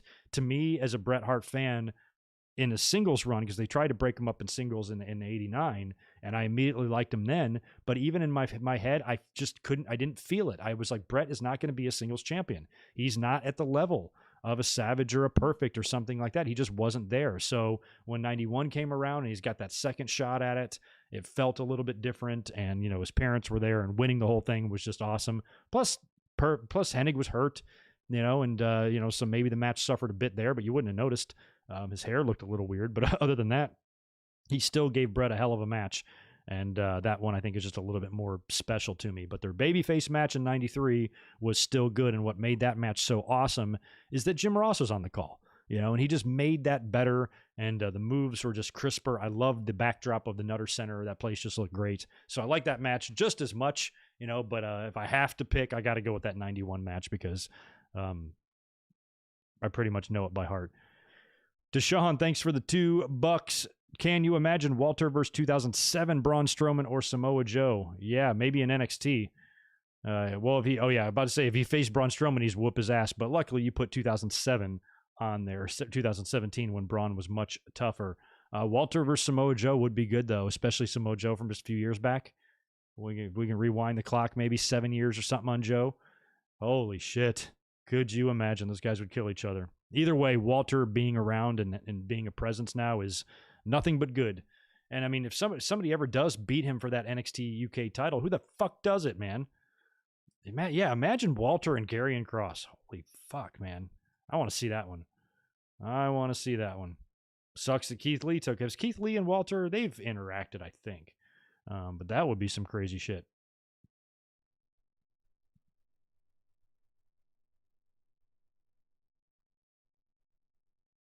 Trey Williams, why does this ratings war with NXT and AEW still matter? AEW is beating NXT badly. Why does it matter, Greg? It doesn't really. Ratings always matter when two wrestling shows are head to head. It doesn't matter how many. WCW won 84 weeks in a row. Nobody was saying, oh, they don't matter anymore. Yeah, they always matter. But it's a little bit less pronounced now because these are much smaller ratings than back in the day and stuff, and these are much smaller numbers. But AEW doesn't beat them that badly. Sometimes it's a little closer, and you know, it's not like it's they're not doubling and tripling their ratings. You know, they're beating them by 10%, 20%, something like that. It's not that much. But yeah, whenever you have two rival companies, you're always going to want to know who wins the ratings. That's never going to go away until a show switches nights, and that will even be interesting in the ratings to see how both shows perform unopposed. I think both companies are looking forward to that. Apparently, that is the plan. I don't think we've gotten official word from WWE's official page, or they haven't told us specifically from their social media or any sort of press release that I've seen, unless I'm blind. But apparently, the word is they are going to be moving to Tuesdays after WrestleMania. So we'll see if WWE does that. Yeah, I don't know, Trey. I wouldn't worry about it. I wouldn't let it bother you. If somebody mentions ratings on their podcast, I would not even fucking care. Really not worth caring about. But yeah, we're always going to report the ratings here. You got to. It's wrestling, man. It's wrestling. All right, let's talk about the SmackDown. Just went off the air about an hour and a half ago.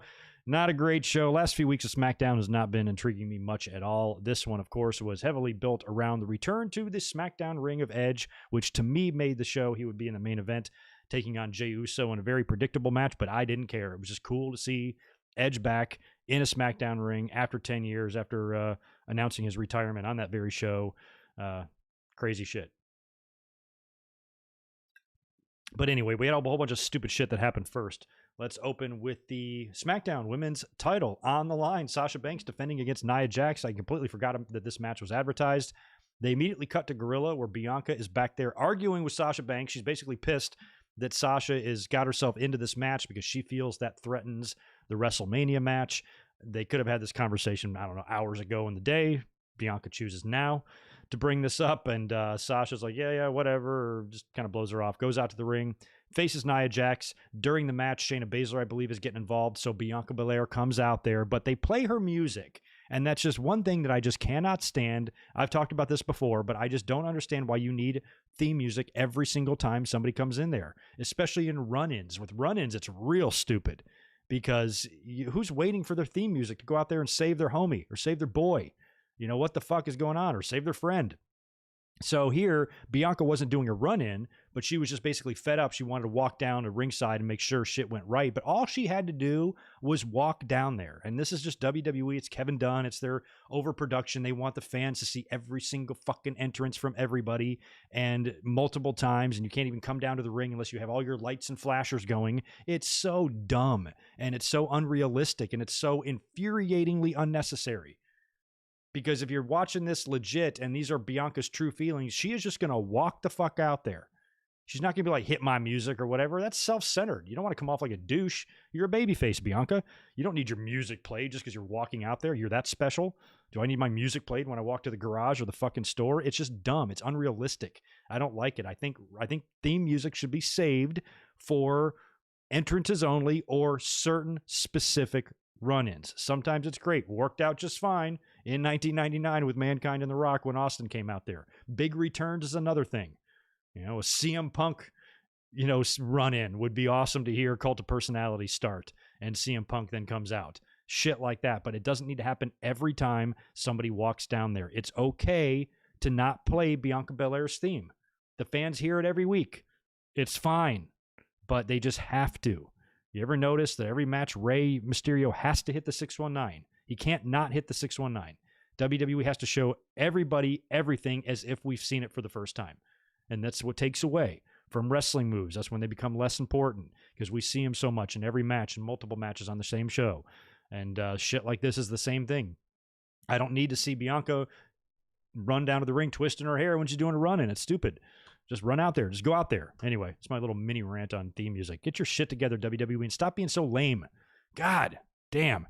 Anyway, after that, we had an Edge promo backstage hyping up his Jey Uso match later on. After that, Seth Rollins heads to the ring. Big Seth Rollins promo here. He's been cracking me up. He's very pissed at Cesaro, wants revenge for the swinging, showed footage of him, beating him down last week, and calls Cesaro the biggest waste of potential he's ever seen, and just running down Cesaro hard, what a piece of shit he is and all of that.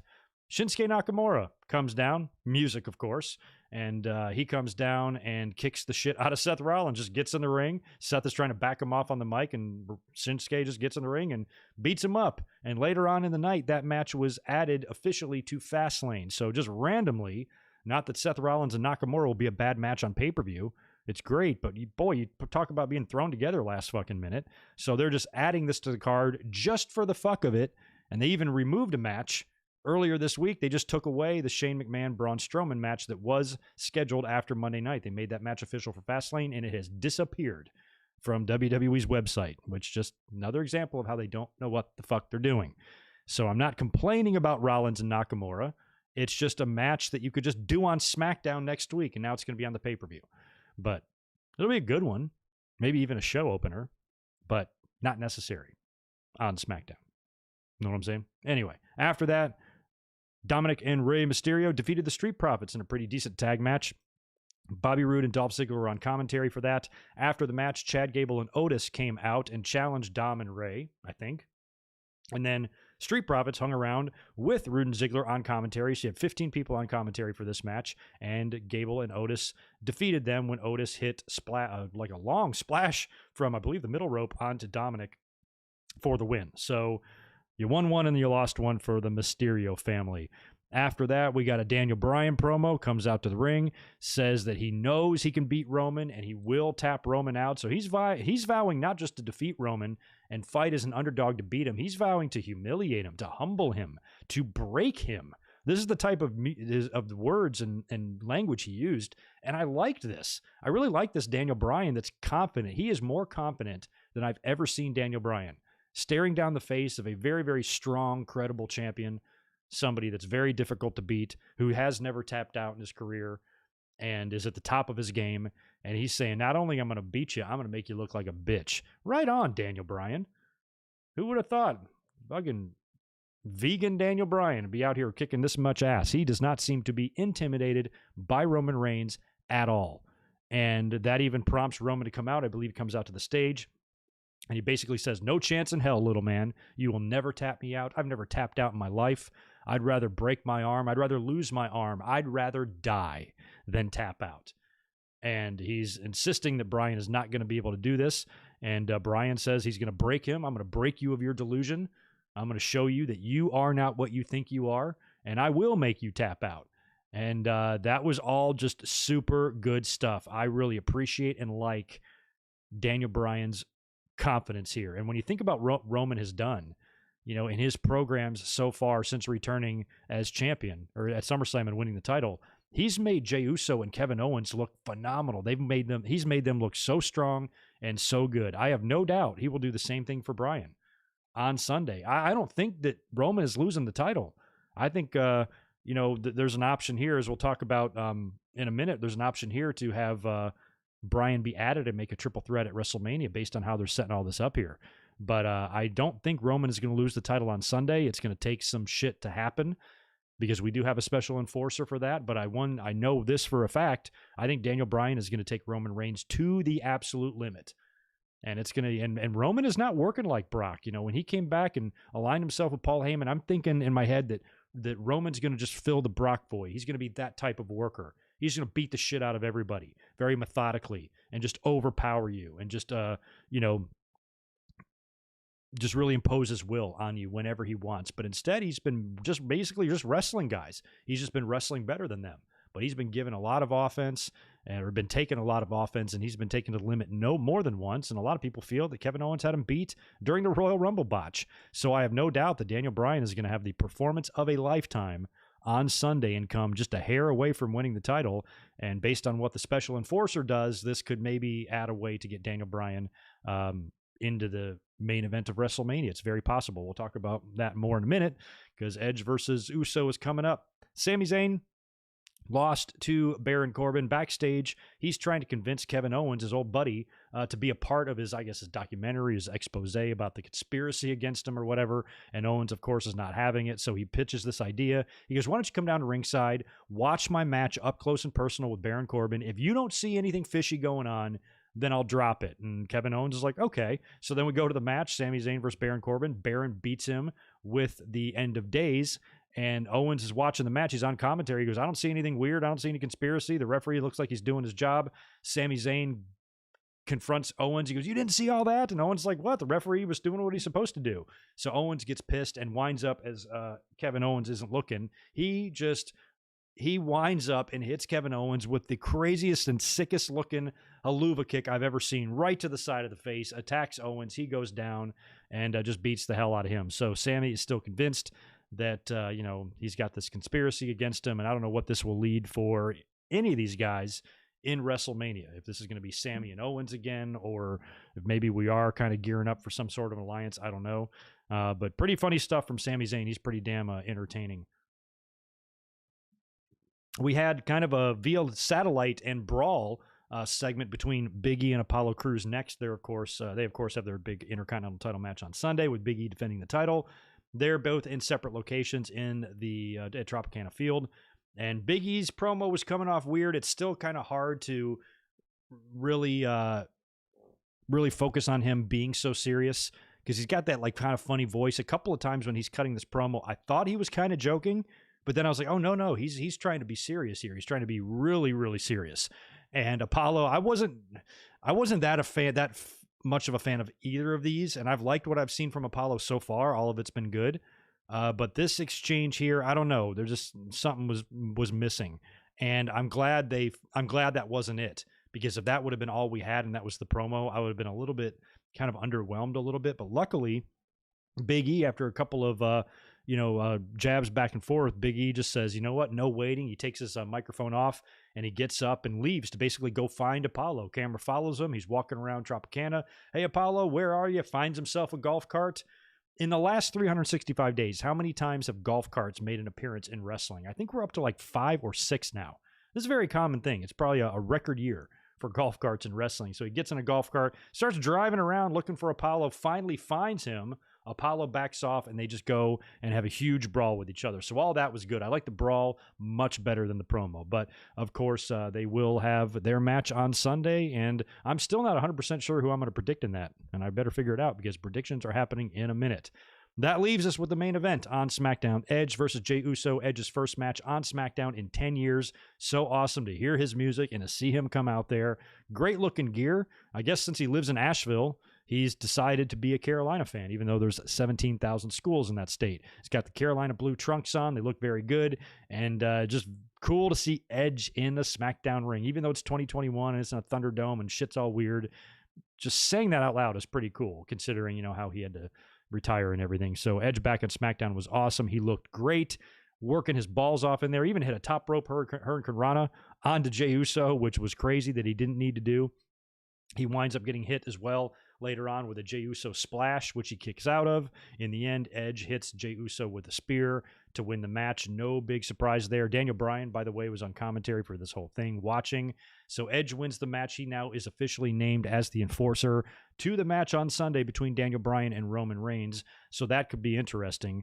In the end, Roman shows up as Edge is celebrating, hits Roman Reigns with a spear, and then goads Bryan to get in the ring. And as Bryan is about to get in the ring to face Roman, he's attacked by Jey Uso, who throws Bryan into the ring, and then he is speared by Roman Reigns. So Roman gets the spear on both of them. He stands tall as the show goes off the air, and now we have Edge as the special enforcer on Sunday, and start placing your bets, like what kind of a role. He's obviously going to play a role in the finish, but if they want to figure out a way to get Bryan into the mix, and at this point, I am not against that idea of putting Daniel Bryan in the match with Roman and Edge at WrestleMania. I mean, based on who the person that we've all known Edge to be, it feels like this is something that Edge would even recognize. Edge doesn't seem like a limelight hogger to me. He doesn't at least come off that way. If he's two-faced and he's just a political asshole backstage, maybe he is. I don't think he is, but I suppose he could be. But based on everything we know from him, he doesn't seem like the type of guy that would ignore this, and he would probably go to management and say, hey, stick Bryan in here. I want him involved. Like he deserves to be in this or whatever. So, maybe he's making a pitch for this. Maybe he's all for this idea, because Daniel Bryan, as much as I'm happy to see Edge back, I almost equally want to see Daniel Bryan have this moment at WrestleMania. So Edge potentially playing a role. Maybe he spears Bryan or something like that to preserve his title match with Roman, maybe even going a little bit heelish or taking his character in a more opportunistic or heelish direction. Bryan, of course, is pissed and convinces Adam Pearce or whoever to add him at WrestleMania to make up for the screwing. I don't know how they do that or how they get there, but you're not going to put a special enforcer in the match and have that special enforcer do nothing. He's going to do something, and he's going to be involved in the finish 1,000,000%. So we'll see what happens on Sunday, but it's about time to predict that. Let's do some super chats first. I know I had some rolling in when I was flapping my gums. Who do I owe comments to? Oh, let me go back up. All right, Chris, I got the Ken Anderson one. Mike Maxson, I got you. K-Dogs Kennel, I got you. Deshaun, yeah, all right, we're all caught up there. No, Chris, I did not get your $5 one from earlier. Let me find that one too. I'll find it in just a second. Oh, yeah, there you go. Sorry about that, man. Now I see it, Chris. So I owe you a 5 and a 2. Here's the 5 one. Hope things are good, Greg. Are things opening some in San Diego and Irvine they are? Also, have you been to the Living Room Cafe on Old Town Road? No, I've not been. I don't think I've been to Living Room Cafe on Old Town Road. No. Yeah, things are starting to open up, but only some places. I knew we went at, my place is just fully balls to the wall because just the area of town I'm in, they don't fucking care. They're all just rich and shit. But the restaurants around me are still pretty much closed off, but I'm noticing a little bit now. So we're up to some other tier, and things are starting to open a little bit. Some bars are open, and it's starting to happen. That's for sure, and we're all very happy about that here. Time to get back to business. Let me go back down to where I was. I owe you a second one, I believe. There you are for 2 more. Sorry to get my super chat from earlier for $5. No, I just did now. Just saw that one, Chris, and thanks again for the couple of pop-ins tonight. And Spaz Phoenix is back with a super duper generous $20. Cheap plug, Jake DeMarco and myself are premiering a vid right now, laughing our way through a Fastlane preview, but also talking about intergender wrestling, Rosa vs. Baker, and Mania stuff. Check out the replay when Greg's done. Yeah, head over to Spaz's channel and listen to all of that. I've been loving the reviews I've been hearing all week on Rosa and Baker. Everybody's singing the praises. Yeah, Fastlane kind of looks like shit on Sunday. I ain't going to lie. I like the Roman and Daniel Bryan match and everything, but the rest of this, we don't even need this pay-per-view. I just don't think this pay-per-view should exist at all, but it does. but it does. Is that all on the super chats? All right.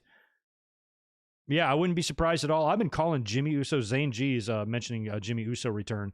I've been calling for Jimmy Uso to come back ever since TLC. I had this whole idea of, this stipulation where Jay can't touch Kevin Owens. And if he does, Roman loses the title. And then you have who you think is Jay attack Owens. And the referee rings the bell and awards the belt to Owens because Jey Uso broke the rules and broke the stipulation. But then he takes his hat off to reveal that it's not Jey Uso, it's Jimmy. And the referee reverses the decision and Owens loses the belt back. I think we've had like 3 or 4 different ideas to how to bring Jimmy back. Sunday is another good opportunity because Roman might need some help there. He might even feel like he's in an uphill battle because now you've got Edge out there to basically thwart the efforts of Jey Uso. Edge as an enforcer isn't going to let Jey Uso interfere in this match. So, he might need a decoy. He might pull some twin magic, maybe do the Eric Angle and Kurt Angle thing or, whatever, or Killer Bees and just do their Uso deal and fake out Edge in some way, allowing Jimmy to hit the ring or Jay, one of them, super kick Daniel Bryan, who then eats a spear. Roman wins.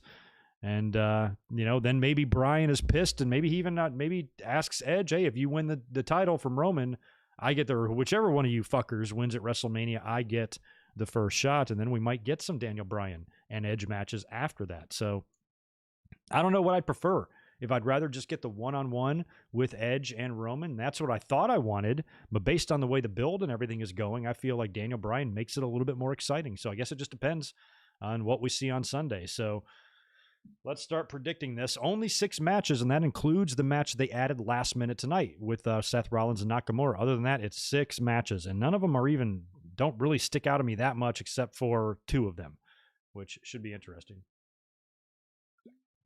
Thanks for that, Buck Zane G. Appreciate that. And yeah, Ryan, you're right. I've said that a million times. The Fastlane hurts the Mania build. You've got this stupid damn pay-per-view in the way that forces you to book shit for, and you can't focus your energy. It just always causes problems.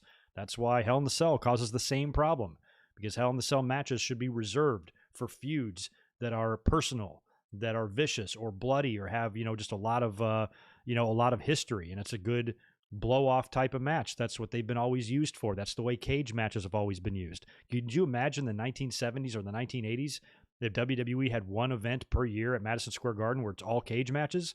You'd just be throwing motherfuckers in there for no reason.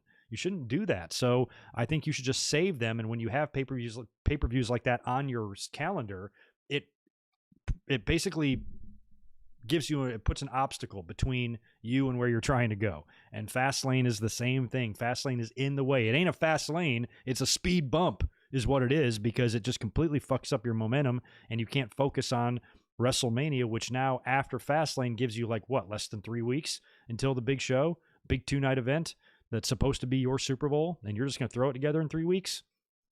It's suffered, man. It sucks. I don't think it should be done like this at all. Okay, I can still be seen there. All right. Well, let's predict this. Like I said, 6 matches. Let's start with the match that they just announced tonight on SmackDown. Seth Rollins versus Shinsuke Nakamura. Based on Seth's kind of new gimmick, he's recently returned, and he's going to be heading into a match with Cesaro at WrestleMania. I feel like this is going to be Rollins all the way, so I'm going to predict him. This match is hard right here for the Intercontinental title. Big E defending the IC title against Apollo Crews. I think I'm going to predict Big E to retain, and I'm going to predict them to have a rematch at WrestleMania. I think something's going to happen at Fastlane because this is personal. Big E wanted to find him. Big E in his promos is insisting that there's no coming back from this. He cannot just allow Apollo Crews to keep on living after what he did to him, and there's going to be hell to pay, and Big E is basically all but guaranteeing that. So he seems to be out for blood. He might get a little bit of revenge here against Apollo. They could do a DQ. Maybe Big E, smacks Apollo with a chair when the referee's not looking, but whatever they do here, maybe they set up a rematch, and Apollo maybe wins the Intercontinental title at WrestleMania. I'd much prefer him win there than here, unless he wins here and then Big E retains at WrestleMania. But I think when you start driving golf carts around arenas looking for somebody so you can kill them, I don't think you just end that in one match on pay-per-view, especially with the big WrestleMania show coming up. Because think about it. If you just do this once, what the hell do either of these guys do at WrestleMania? Big E just does something else and Apollo has a brand new challenger, I suppose. But I think it would be better a feud this personal if you do more than one match. So I think they'll probably have a rematch at WrestleMania. But Big E, I say, walks out of Sunday at Fastlane still with the title. He might not win, but he'll be champion. How about that? That's my prediction. After that, let's do the tag match. Sasha Banks, Bianca Belair defending against Nia Jax and Shayna Baszler. Did I mention? Oh, I never mentioned I was about to say we had another women's match on SmackDown. That just reminded me of. I totally forgot to mention that. We had Sasha Banks and Nia Jax for the title earlier on. Bianca and Shayna Baszler wrestled later. And Nia Jax is at ringside. She walks away, leaving Shayna Baszler all by herself in the ring. And everybody is attacked from behind by Natalya and Tamina. So Tamina and Natalya still think they deserve a shot at the title. So they're pissed. They're jaded. They came and broke up that match. So based on what we saw in those two women's matches on SmackDown and how that all went, I'm picking Shayna Baszler and Nia Jax to retain. I think it would be stupid to put the tag belts on Bianca Belair and Sasha Banks. I hate that. I hate when they do that. You guys have already known that. And I think there's a better story with Nia Jax and Shayna Baszler since they're not getting along. In the title match with Sasha earlier on. Did I mention that either? Am I just skipping over shit? Why don't I recall saying anything? In the title match, Sasha beat Baszler when Nia Jax pinned Nia Jax, when Shayna Baszler kicked her in the face by accident. Corey Graves even kind of suggested that it might have been on purpose. So I don't know how I skipped over that earlier on, but Sasha did get the win there. And then after that, they were arguing backstage, and that's when Shayna said she's going to go and get a match with Bianca Belair. So that happened there, and that's when Tamina and Natalya attacked. They're a weird tag team. I'd much prefer their dads, Jimmy and Jim. That would be a really interesting tag team. They could just be called the Nut Jobs, and they'd be fun. But Natty and Tamina, not so much. But based on the fact that they attacked everybody here, I think Shayna Baszler and Nia Jax should retain. I hope they retain, and I'm predicting them to retain because putting the belts on Sasha and Bianca would piss me off. So Nia and Shayna still champs after Sunday.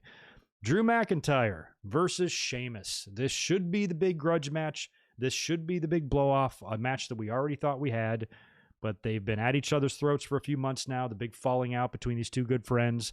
They had the funny finish where they were both basically unable to continue on Raw a couple of weeks ago, and that basically set up our match here. I thought there would be a stip here, like a lights out or a falls count anywhere type of thing, but it's not. It's just a regular match again.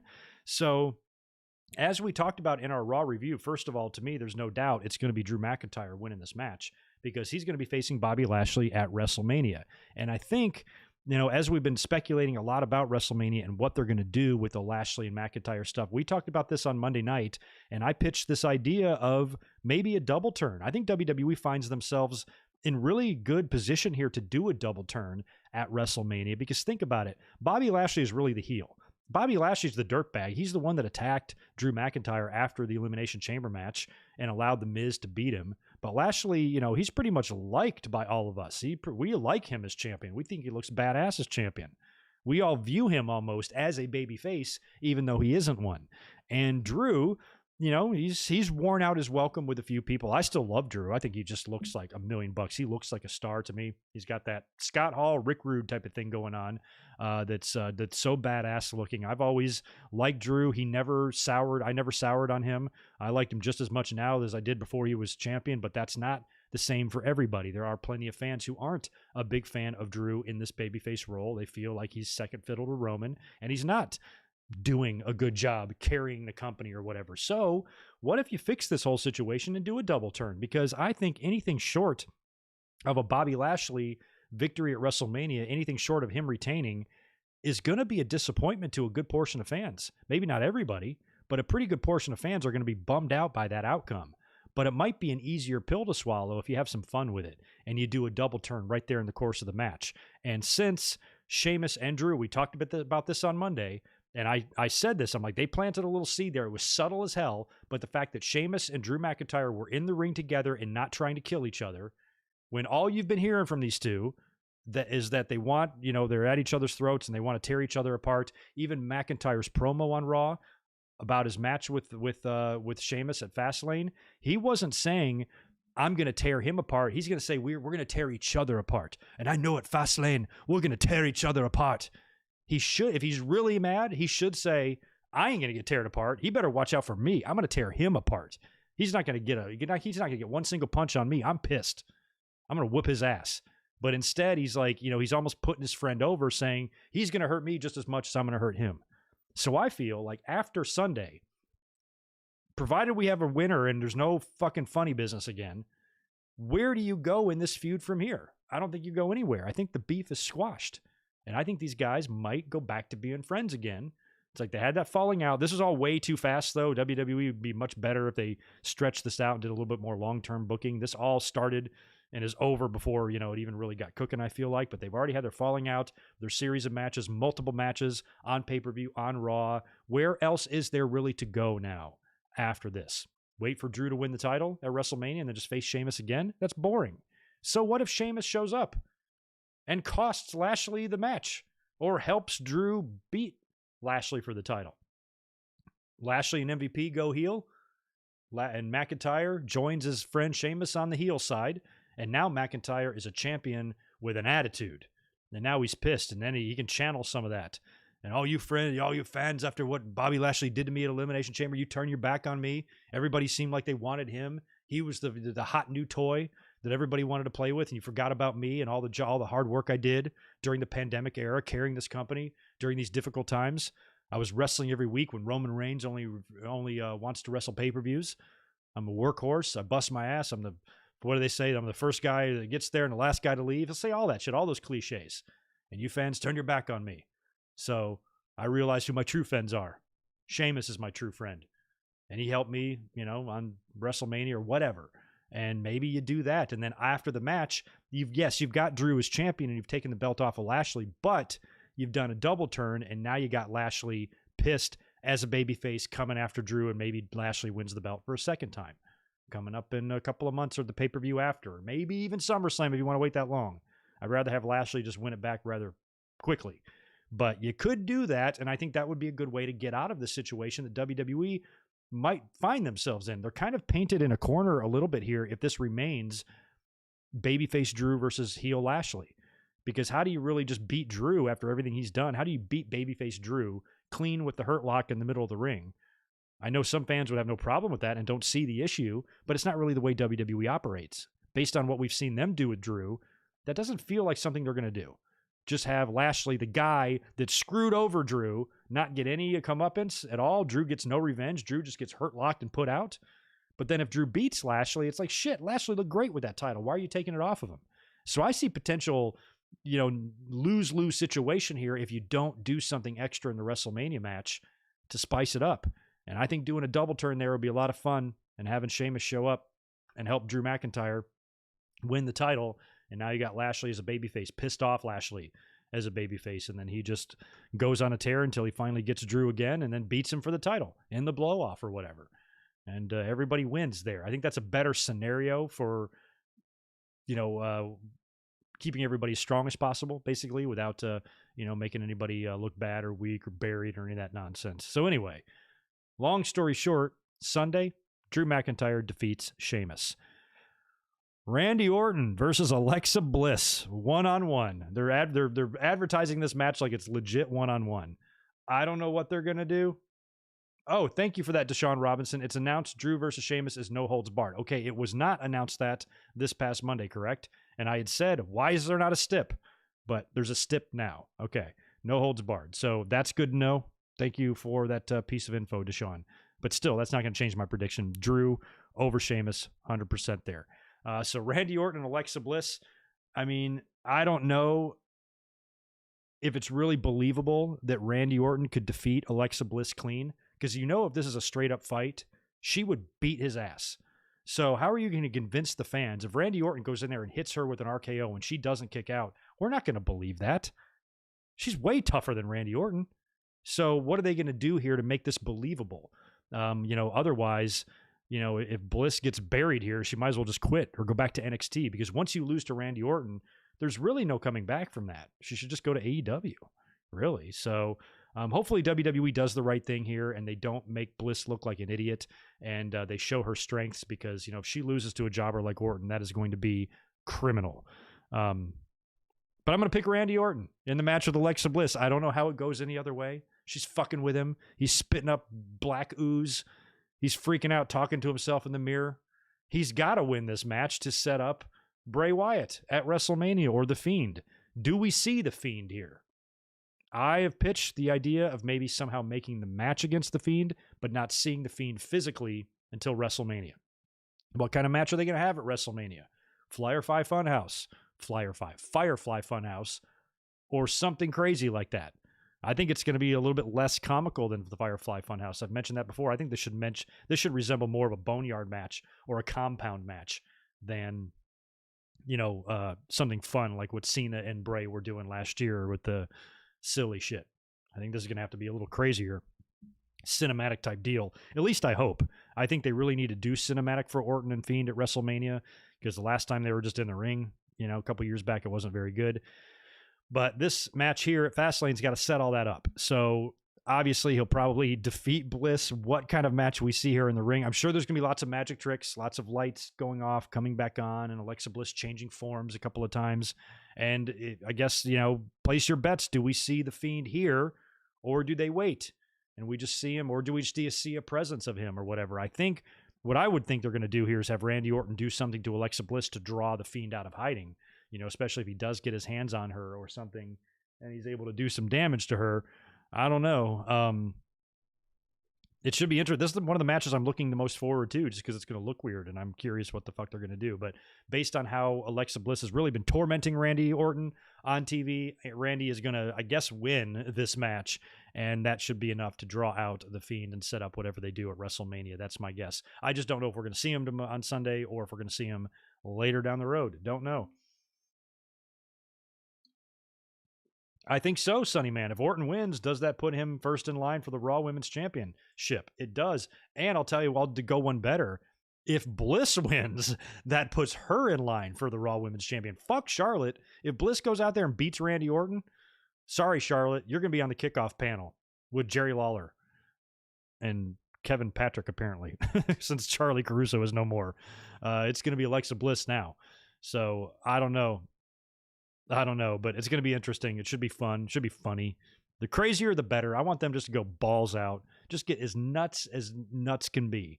And I'll be happy come Sunday because, like I said, on paper, aside from this main event and a couple matches that are probably going to be okay in the ring, it's not like it's a great pay-per-view. There's not much here going on. So Alexa Bliss and Randy Orton are going to have to deliver something special, I would assume. Which leaves us with the main event, Roman Reigns versus Daniel Bryan for the Raw or for the SmackDown Universal Championship with Edge as your special enforcer on the outside of the ring. Roman, I believe, is going to have to walk out of here with the title. I just don't know how that's going to happen. So Edge will play a role. You're not going to name a special enforcer and not have that special enforcer be involved. That would be stupid. Then why even do it? So he'll be involved some way. He's going to spear somebody. He might get, provoked by Roman Reigns, who might smack him. Maybe Roman Reigns is getting outworked by Daniel Bryan. We talked about that earlier on, that I really like Daniel Bryan's confidence. I like the fact that he's not intimidated or scared by Roman at all, and told him to his face, I'm going to expose you, and I'm going to break you. You would not think that, little underdog Daniel Bryan would be talking that tough to somebody like Roman Reigns, but he is, and he believes he can do it. So maybe Roman is getting outworked by Daniel Bryan, and he really is starting to question himself. And the only way to save himself is to maybe provoke your special enforcer into maybe doing something to you physically or something like that, and getting yourself DQ'd or doing something to just fuck up the match a little bit. So I think Edge will play a role, but in the end, I think he's going to have to accidentally spear Daniel Bryan or something. That's what I would do, especially if they want to keep Daniel Bryan in the title picture after WrestleMania, or even better, maybe add him to the title picture at WrestleMania. If one of those two things are the plan, then I think it's going to have to be a situation of Edge spearing Bryan by mistake and then Roman capitalizing on that. That way you have story to go through after that. But, they could put Bryan right in that triple threat, because if they don't, what does poor Daniel Bryan do? That would suck for Kevin Owens and Daniel Bryan, both off of great feuds with Roman Reigns that elevated the both of them, both with nothing to do at WrestleMania. That's not fucking fair. So I think that match is going to be good, maybe surprise some. And if WWE is truly back to square one with their creative, like the reports were saying a week or so ago, maybe they've got some all new ideas for WrestleMania. And I don't think there's a fan out there that would really complain about Daniel Bryan being involved in that. making it a triple threat. I don't think Daniel Bryan would be in the way. I think Daniel Bryan would add to it. And I might not have felt that way 3 weeks ago. I still thought Edge and Roman had plenty of potential there with their promo ability and Paul Heyman and a lot of Edge's history and all that stuff. I thought there would easily be stuff there that they could do. I think Christian would have helped. If Christian would have stayed there and Roman would have gotten his hands on Christian, beat the shit out of him, and bloodied him up on a SmackDown segment or something leading up to WrestleMania to really add fuel to the issue there. But it's kind of fallen flat a little bit. So if they decided to throw Daniel Bryan in there, they ain't getting any complaints out of good mic work. I'm fine with that. But in the end, Roman's got to go into WrestleMania as champ. So I'm predicting he wins. So just as a recap, I'm picking Rollins over Nakamura, Big E over Apollo, Nia Jax and Shayna Baszler over Sasha Banks and Bianca Belair, Drew McIntyre over Sheamus, Randy Orton over Alexa Bliss, and Roman Reigns successfully defending the title against Daniel Bryan, most likely with some interference by Edge, whether it be intentional or unintentional. Maybe, like I said, I think Roman's going to goad Edge into doing something, and then Edge is going to try to spear Roman. He's going to move. Daniel Bryan's going to get speared instead, and Roman will pin him. Some shit like that. Setting up more for, the next week of TV and potentially WrestleMania. So anyway, there you go. You guys make sure you join me for the Fastlane review this Sunday immediately after the show. I will post a link to that tonight. So it'll be up on my YouTube channel here in just a little bit. You can save it, put it in your pocket, and make sure you are here on Sunday because, man, we are getting closer to WrestleMania and we are getting closer and closer to a whole lot of me on YouTube. I've taken an entire week off, all of WrestleMania week, Monday to Monday. I will be off. Starting from the Go Home Monday Night Raw, day after Easter, all the way through to the post-WrestleMania Raw. I will be home every single day, streaming every single night. WrestleMania season, y'all. It's going to be a blast. So if you're in here right now and you've never seen me before, you're not subscribed, please do. Smash the thumbs up button on your way out the door as well. It's going to be a big, big next few weeks on the channel, and I'm excited. So anyway, let's cruise over here to the chat. I'll answer a few more questions, see if there's super chats coming in, that sort of thing. Deshaun, thank you for that $2 in that announcement about Drew versus Sheamus. I knew that sounded weird, that it was going to be just a regular match. And then you sent me another $2 to check Twitter. Okay, I'll do that as well. And yeah, and if you noticed in my Fastlane predictions, they have scrapped, or at least temporarily scrapped, Braun Strowman and Shane McMahon. And when they did the angle on Raw, we talked about this in the Raw review, and I said, obviously, this, as weird as it was, is to set up a WrestleMania match. We don't need it now because Shane McMahon just completely humiliated and beat the shit out of Braun Strowman. As you would have thought he was late for interviews or something. Like, he did something to piss somebody off to get his ass kicked by Shane McMahon like that. So in my mind, you didn't even need to do a WrestleMania match. Why? Shane already beat him. It was a straight fight. Two guys fought each other. Shane won. It wasn't a handicap match or nothing. So why even do it again? And then in the review on Monday, we were talking about how they're probably going to do something at WrestleMania, and then somebody informed me in the chat, oh, they just made the match for Fastlane. So they announced it, Shane McMahon versus Braun Strowman. Then 2 days later, gone, and decided against it. See what I mean about them just not having their shit together? Like, why do they announce and take it away? Why don't they have things better planned out than this? Do they really not know what they're doing? Day of shows. They don't have anything planned even 1 week in advance because they're just pulling shit. They're making matches and pulling them. Like, it's crazy. They have got to be better organized than this. They pay writers 6 figures, don't they? This is what they're coming up with. This is what they're paying these guys for. I can save WWE a whole lot of money. Just fucking buy me a Bitcoin. I'll write all your fucking shows for you. That's all I need. Oh, God. So no Sheamus and Shane, or I'm sorry, no Shane and Braun Strowman. I assume they'll pick that back up on Monday, and Shane will call him a dumbass again and maybe pour some more slime on him, and that'll set up a WrestleMania match. Either way, the angle is weird, and the angle is definitely stupid, and it's just lame and poorly thought out. This whole thing is over an apology and Shane calling somebody stupid. Okay, and slime, fucking Nickelodeon shit. Ugh, it was terrible. So I'm not disappointed. We're not seeing it at Fastlane. I just think that means we're probably going to see it at WrestleMania. And at the end of the day, what is the point? Other than giving Shane a WrestleMania match and having him fly off something, what's the point? And we've got AJ and Omos now booked to face New Day for the tag. So we're not even going to get an AJ and Triple H match that we thought. There's really no stars of the past on here. So far, no Goldberg, Taker, or Brock. No Triple H, like we said so far. And maybe when Triple H got the COVID scare, maybe he just felt like if they did have a match with AJ planned, maybe there's like, let's just not do it now. Because I feel like AJ's been protected and they've been setting him up to have a decent match at WrestleMania. This guy wrestled The Undertaker in his last match a year ago. Now he's in a tag title match. It feels like that wasn't the original plan. And maybe Triple H backed out and said, I'm not going to be able to do the match against AJ. Have him do something else. Maybe. Unless that match was never planned, but it was rumored. So, we don't have a lot of these stars of the past on the show, in terms of taking up a major spot. No big Brock match this year unless he turns up. And no Taker anymore. So things are different. Things are going to be different this year a lot. Be interested to see what they do on this 2-night event. Anyway. Feud needs more slime. Yeah, maybe we're going to be getting a slime match. And I mentioned this on Monday, too. They did the Mimosa, what the fuck was it? Mimosa Mayhem match on AEW, and they had the big vats of mimosa. They just fill up vats of slime. And Shane goes falling into it. Because if they do a WrestleMania match, even though it does appear that Strowman is in the doghouse or something, because otherwise, why would you murder him like that on TV? Why would WWE just do that to him? Bring him out in the ring, murder him, and piss on his face. They might as well have done that. Would have had the same effect. So why do you do that to a guy who's not in trouble? But if that was just a punishment of some kind or whatever the reasoning was for doing that, I don't know. Maybe he's not in trouble at all. And they have a WrestleMania match. You got to think that Strowman is going to get revenge now and beat Shane. So that one shouldn't be that predictable or that unpredictable. Strowman should kill Shane, throw him off something. Shane does some big crazy bump. Maybe that's what they're setting up. Maybe Shane is working on some mega bump with some big stunt company, and maybe he's going to dive off the fucking stadium lights and do a 1,000-foot drop or something. I don't know. I'd hope not, but maybe they're going to do something like that. I was there. I was at SummerSlam 2000 in Raleigh. I saw him climb up to that thing, and I had a great shot, a great view from my seat to watch him just slowly fall so far, free falling right off of that thing. It was crazy. Maybe that's the whole point of this. That's why this storyline and angle isn't really well thought out, because they're not really concerned about that. They just want to get to this one spot.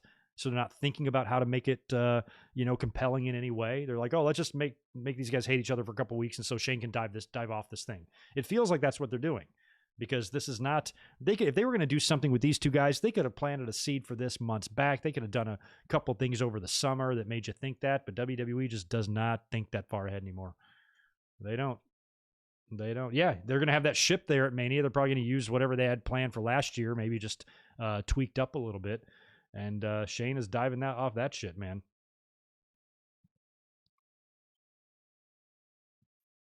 Jonathan Coleman, yeah, I think Seth will work Cesaro, hopefully.